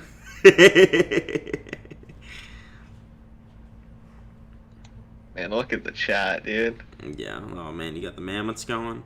No. Yeah, we got the mammoths in the chat. Gross. Alright, let's 100 plus chapters later, where Luffy went to Wano to fight Kaido, but even in his Gear 4 form, he just could not do any damage whatsoever. And again, in a single hit, he was completely knocked out by a base state Kaido. And thus after this, Luffy gets his first of his 4 Wano power-ups, which is Armament Haki Internal Destruction. Now this is a durability bypassing technique that bypasses a person's external durability and destroys them from the inside. Now being that this technique literally bypasses durability to damage the opponent from the inside, no one can argue that even the strongest small planet version of Naruto would not be hurt by this. Yeah, I can, because Naruto kicked a truth-seeking orb, which not only attacks your internal organs, it erases your soul. So, yeah, he could resist this. Not only that, but Naruto has this by himself. Yeah, like, he also just has this attack, man. Like, I mean... that's all there is to it. Like, the Truth-Seeking Orb, for those who don't know, there's some people who don't know that it destroys souls. Basically, it's stated by Toby Rama that the Truth-Seeking Orb erases you, and that even though they have the Edo Tensei regeneration, they won't be able to regen if they get hit by it. And the reason this is because what the Edo Tensei functions, it's a soul that's attached to a vessel. Okay? They bring a soul back from the dead, and they attach it to whatever dead body they have. And then no matter how many times you damage the dead body, that's not actually them. The soul is what's, giving them power. So you have to destroy the soul. And this is corroborated when we see that Minato's soul, when it floats out of his body after getting hit by the Truth-Seeking Orbs, his arm that was hit by it is gone. in soul form. So that means the truth-seeking orb destroyed his soul. It not just attacks your internal organs, it goes so fundamental that it erases you to a spiritual level. And Naruto just kicked that thing. He literally just kicked that shit. He ate it. Well, so Noodles, VSB won't let you use Minato's arms being gone, so obviously this guy won't let it either. Yeah, I don't care what VSB says. Well, this guy does, so... Yeah, truth-seeking orbs erase on a spiritual level, sure. I'm pretty sure everyone knows this. VSB doesn't even acknowledge it, bro. Yeah. Well, the issue... We obviously understand that everybody in the community knows this, whatever, but this might be somebody's first Naruto stream, you know? Like, you gotta help them out. Like, especially if you're in the community, you know how much it sucks when somebody comes in like a server and they're like, oh, I heard this person say this. It's like, what's the evidence for it though? And they're like, like, no, it's awful. My brother just brought me some wings. Oh, it's based. Get him on the stream too. Fuck it. Yeah. That's actually crazy. I didn't know that, to be honest. Yeah, I mean, just in the war arc, when Gibito cuts off Minato's arms with the truth-seeking orb, his arms just never regenerate, and that's because his soul was destroyed. So, yeah, these things do attack the internal organs, and Naruto can just tank it. The disagreement usually comes about in terms of how much would he be hurt, or how much hits could he withstand. Now those on the side of Naruto will say, oh, Naruto could definitely withstand those direct hits to the insides, and those on the side of Luffy will say, Naruto would definitely be overwhelmed by this. Now obviously, there is no objective answer here, and any attempts to form any sort of multiplier for the increasing efficacy of an internal not multipliers. This guy is 2003 brain. In one side claiming biased overestimation, or the other side claiming a biased downplaying. So let us instead just consider some facts. One Piece characters are routinely exposed to internal acting durability bypassing attacks of this nature. For example, high-level Fishman Karate is a shockwave-based attack which acts internally by directly impacting the water molecules within the opponent's body. Thus, even a rubberman like Luffy, who is immune to regular blunt force physical attacks, can be damaged using this method, given that even he has water in his body. And we see where these durability Man, this just makes me think the Ross and Shuriken can body Luffy. Like, yeah. bypassing shockwave attacks comes in many What? I was just gonna say, like, he's never actually, like, establishing, like, how much of their insides are actually destroyed or whatever. It's just, like, always hurts them or whatever. Yeah. So, I don't... Yeah, I mean, like, if Naruto can resist, like, having, like, being erased, like, his body erased and, like, his soul destroyed and things like that, and he can just, like, pull his own soul back into his body, I just don't think that an internal blow is really going to affect him. So, yeah. Not only that, but, like, he's clearly able to regenerate from a hole in his chest.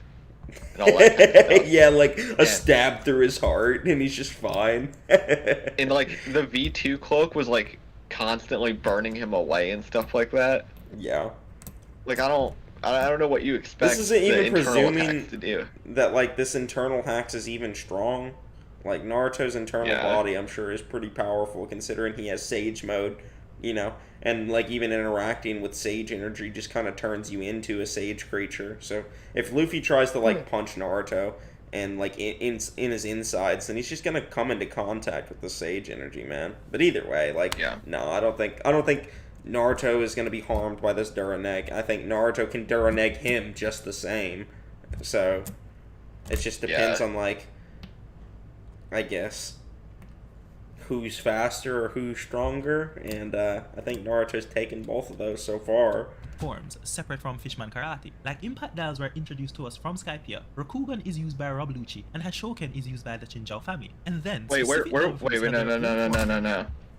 Where was a Roku Ogon stated to be durability negation? Is used by Rob Lucci, and Hashoken is used by the Chinjao family. And then, specific dojos have their own form of internal acting durability bypassing attacks. So for example, Whitebeard can create internal vibration using his Quake fruit, and that damages a person from the inside. And Law's Gamma Knife is also an internal acting durability bypassing attack that directly breaks down his opponent's organs. And then all high-level Haki users fight each other using various forms of internal destruction Haki. Thus One Piece characters like Kaido have an entirely separate built-up inner organ durability from constantly fighting the highest level characters who specialize in doing direct internal attacks. Naruto characters, on the other hand, are rarely exposed to internal acting, durability bypassing attacks of this nature. Now, some people may be tempted to bring up the Gentle Fist. However, this is an entirely different thing altogether. The Gentle Fist doesn't actually directly hit your organs. It instead... Oh, it can. It can. Like, if some of the palms, like, actually just go put through your muscle. So that's just wrong. It sends in chakra through your, like, body and, like, makes you explode. So, it totally can just destroy your organs internally. Let's block the chakra network system that every Naruto character has. And remember, the physiology of a body in the Naruto world is dependent on chakra because it has a chakra network system intertwined with all of the organs down to a cellular level. And thus blocking the chakra network with Rasen Shuriken scan. Oh no. Oh lord. Yeah, I wonder what was attacking the cells there. It's delicately intertwined with the organs that manipulate chakra. Attack the organs will suffer as well. Yeah, the Rasen Shuriken literally just attacks your cells, like, directly, man. Like, fuck internal organs. Like, it also destroys your chakra network and stuff. And Naruto just ate that as well, even though it exploded on his hand. So... That's actually why Tsunade was concerned about it. Yeah, he was. She was, like, worried. She's like, don't use the Rasen Shuriken anymore. You just won't be able to use ninjutsu anymore. But yeah. Damage, but it isn't actually directly hitting these organs. The main effect is literally just blocking the chakra network, preventing the opponent from using chakra. And this, by the way, can easily be overcome if you just open back the blocked chakra channels. Internal destruction, on the other hand, is literally hitting your internal organs and bones directly from the inside. So no, Gentle Fist is not comparable to this. And again, even when the Gentle Fist, this indirect method of hurting the internal organs was brought up, the fact that your internal organs will always remain way weaker regardless of how strong you may be getting externally was pointed out. And this fact again was pointed out with the Frog Strike, which is an internal destruction taijutsu that doesn't destroy the outside, but it instead transmits chakra power inside like a wave. And because it is bypassing the outside and going inside, it is noted to be specifically effective against... Yeah, that doesn't mean that you can't train your insides, and Kakashi doesn't know about Sage 6 Pads Jutsu, so he's just wrong. Those with strong defenses. Now Naruto only used this once. Like, how is Conqueror's Haki even gonna get through Naruto's cloak?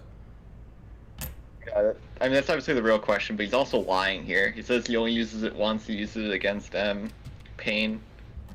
Probably because it requires a lot of focus, and his hands need to be in a particular configuration. But we saw where it was very effective. No. His hands need to be in a particular configuration. He's literally just slapping that motherfucker. Wait, you know how dumb that is to say about Naruto characters? Their hands need... Dog, how do you think they do jutsu? That's how they fight. His task. So we know that Naruto's insides would not hold up well against Luffy's armament Haki internal destruction attacks. However, after continually having his insides mashed up, let us say that Naruto's healing factor and his overall resilience is able to keep him standing in this fight. Now, yeah, he would just heal from whatever internal attacks you do, and even if you do, and that's assuming he even gets through his, like, Kurama avatar cloak, which, like, burns shit. Okay, the Nine-Tails chakra is, like, said to be poisonous, so it's assuming it can get through this multiversal defense. Okay, that's the first thing. And then you're also assuming it's going to kill him, which it won't, because he can regen. And there's nothing stopping Naruto from just shoving a truth-seeking orb in his butt, man. Like, truth-seeking orbs are existence erasure. Has he ever resisted existence erasure? I don't think so. But remember, that was merely Luffy's first Wano power-up, because after being destroyed by Kaido yet again, Luffy realizes that instead of using... Can Luffy fly? So there's this technique called Geppo, or moonwalk in One Piece, and it's where you kick the ground so hard you propel yourself upwards, right? Sanji can do it eventually, and in gear 4, Luffy can effectively do that. He's like pushing so hard on the air, he can, like, you know, propel himself around. Okay. So he can't, like, fly like 6 Pads Naruto can or Goku can, but he can fly in the way someone with a jetpack might have to, you know. It sounds like 8th Gate Guy, where he kicks off the air. Yeah, exactly like that. Yeah, but Luffy has a bit more control with that because He's like kind of mastered it to a degree. Like he's a lot better than a armament Haki for his techniques. He can instead use Conqueror's Haki. Now Conqueror's Haki is a stronger form of Haki that only one in every few million persons are born with. And out of those few persons that are born with Conqueror's Haki and who eventually learn to use its incapacitation function, only a select few persons at the absolute top of this group ever become able to code their techniques with this Conqueror's Haki. So Conqueror's Haki Internal Destruction is an entirely different realm compared to the armament Haki Internal Destruction that Luffy was using before. So at this point, I think it's reasonable to say that Naruto's healing factor and resilience would easily be overwhelmed from the constant onslaught of even more powerful internal acting. Okay. I actually don't know if it's ever stated that the Conqueror's Haki ignores the durability, because Zoro doesn't know Ryuo, but when he cuts Kaido, it's stated that it's because he used Conqueror's Haki. Now, obviously, there's an argument because there's like this like statement that because of how swordsmen coat their swords in Haki, it's similar to Ryuo because you're projecting the Haki outwards. But Zoro isn't like projecting Haki into people. Yeah. So I mean, bro, like the truth-seeking orb just has the power to erase all of creation and is like combines all natures into it. And that kind of energy that can just like erase you from existence just doesn't work on Naruto. So I don't see why this energy is going to be any different. So that's just, he's making a baseless claim. But yeah. Ability bypassing punches. But again, let us say you are not convinced. So Naruto, despite his insides being obviously much weaker than his outside, and who, unlike Kaido, has no relevant history of routinely dealing with attacks like this, where every attack is literally destroying him from... Yeah, and like if he gets his insides destroyed, he's shown that he can regenerate from that by this own guy's argument. So I don't really get what he's trying to say. From the inside, Naruto could somehow last against this even higher level of internal destruction and onslaught. Why is he assuming the fight's gonna drag on? Why does he think that that's higher level than the truth-seeking orb? The truth-seeking orb is so internal it destroys your soul, bro. Let's go along with that. But again, remember, that was merely Luffy's second Wano power-up, because even after... Naruto can tank cellular attacks and existence erasure, but this weak shit is supposed to hurt him? Facts, bro. Like, if you want to go full, like, mammoth emoji brain, right? We're like... You could compare what Luffy does and what Naruto does, like, you know... Naruto uses Sage Mode, then he gets, like, this new power-up to use with Sage Mode. Luffy does the same thing with his, like, Ryuo, but the big difference here is that Naruto has a much higher scale of power that we can establish than Luffy does. He hasn't even really made an argument for Luffy's AP beyond country level, but he like, accepted moon level earlier. So. Yeah, so Mabui's teleportation just actually turns you into particles and, like, molecular objects. It just turns you into, like, some fucking particles and sends you somewhere. And the Raikage can resist that because he's so durable. Like, like he literally could just resist, like, molecular destruction because, or, like, particle level destruction because they get turned into light particles. They literally, like, get turned into here it is. Mabui's ninjutsu skill is object teleportation, so she can send an object anywhere at the speed of light. That's why she's my secretary. I had Mabui keep the jutsu handy in case some things like this happened. However, if it would be used on one of their ninja tools, I'm sure he knows how to choose. Hold on, I want to see the explanation of what it does specifically. But you can see it, like, turns them into, like, uses this urn and turns them into, like, light particles or whatever. Hold on.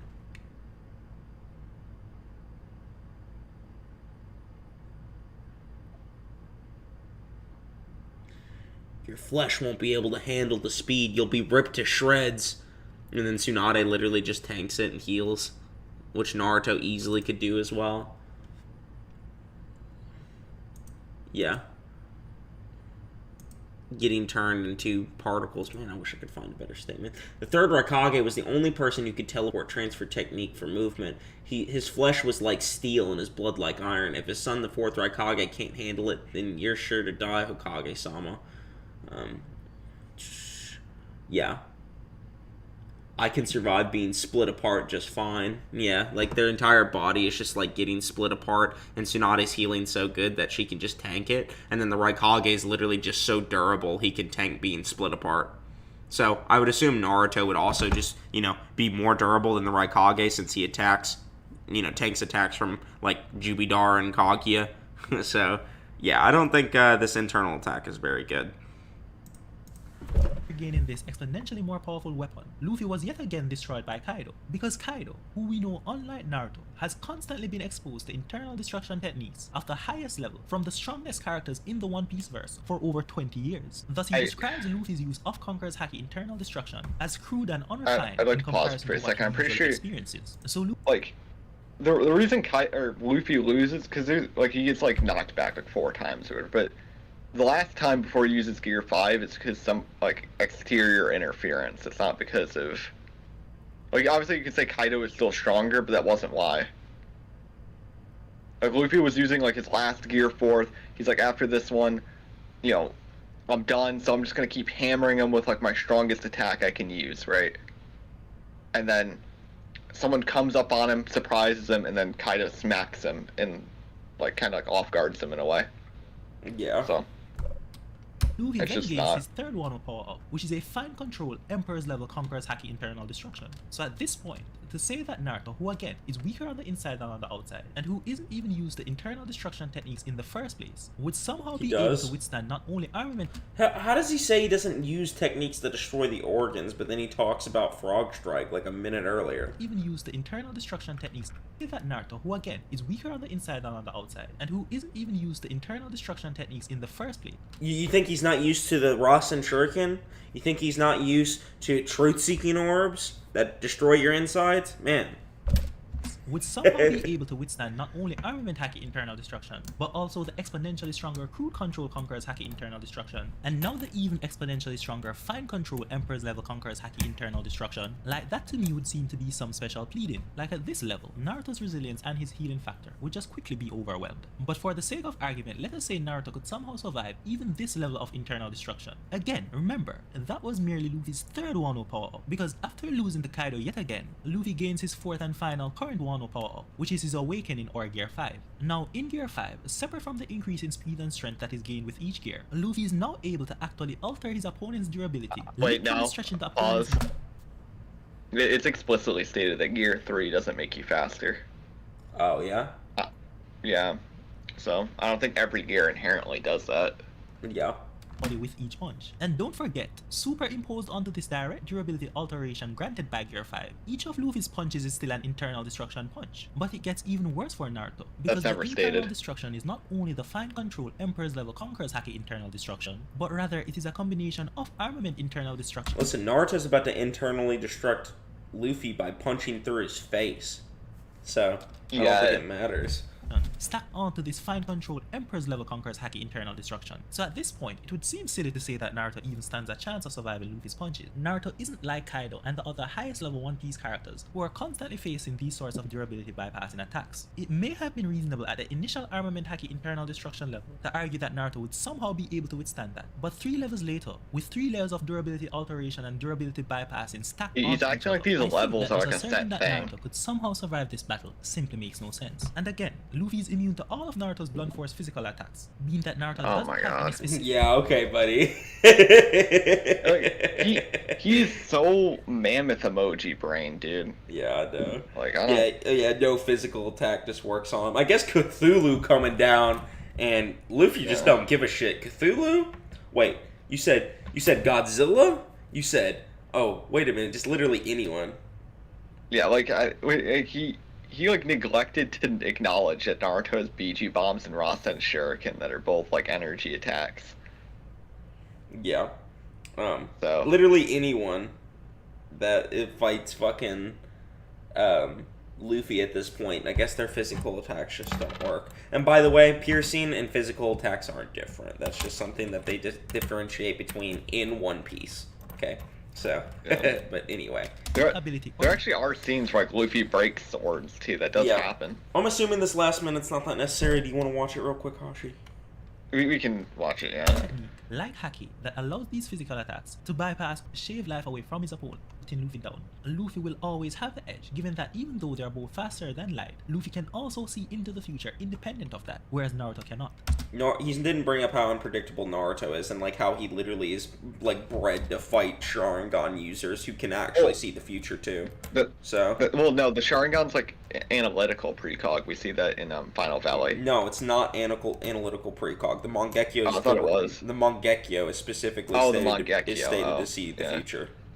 So. Oh, then yeah, I mean, no, that's not really. Yeah, it's fair. I mean, the issue is we see that like we see, especially when like the ability is introduced, that the future sight in One Piece, it can lead you down the bad route if you don't know what's going on. Like Katakuri kept looking into the future at this wedding, and he was like, "Why is this happening? what am I supposed to do to stop it?" Yeah, Superman can't hurt Luffy because he's only got physical attacks, man. Darkseid, forget about it. So Luffy is the winner of this fight. Okay, so here's how this fight actually goes. Naruto summons 1,000, like, Kurama cloaked sage clones, and they just run and beat the dog shit out of Luffy because he's multiversal and Luffy isn't. So that's actually how this fight goes. And also, if we just want to pretend like, you know, Naruto brings out a truth-seeking orb or something like that, he'll just summon a truth-seeking orb and put it through his face, and then he dies that way, too. So, yeah. I mean, there's just no way I can really consider Luffy's speed to be on the level with Naruto. Like, the best stuff I found for him was, like, 30 times FTL and 32 times FTL or something like that. The rest of it was just people, like, calc stacking and, like, multiplier stacking, which is fallacious for a bunch of reasons. But, yeah. Even if you do that, and this person's using adult Naruto, the polar particle stuff is just way faster than anything you can we can also just talk about the polar particles and how Sasuke can just mentally react to the polar particles coming at him, but he can't mentally react to Jigen's rods, and Barry in mode Naruto literally catches his rods. So, yeah, he can react to polar particles that are coming from incoming constellations. Can't see the rods that Jigen has, and then Naruto can just catch those. So, yeah. In conclusion, Naruto, based on this guy's video and the arguments he made, one-shots. I don't know that much about Luffy yet. I'm going to read more about him. I'm going to read the series in general and watch it probably. So, yeah, I hope you guys enjoyed the stream. We'll be back with Kakuzu versus Pain. Will probably be the next video. I'm still working on the script for it. I've been gone for about a month or two now, just because it's been summer and I've been on vacation, like, doing a bunch of stuff like that. I still want to debate Happy, so if you guys see Happy, let him know I'm around the corner and I'm waiting for him. Noodle Man hasn't forgotten. But anyway, Yeah, you guys have been great. I mean, we've maintained like 70 viewers the whole stream, you know? Yeah. Like, good little stream. My streams pop off, man. Yeah. We'll probably do another stream with Kosu sometime soon too, where we're gonna be reacting like Happy and other TikTokers on Naruto. Man, Kosu's the worst. Nah, Kosu's a good man. You just be sleeping. But yeah, I'll see you guys in the next one. Goodbye. Goodbye, everybody.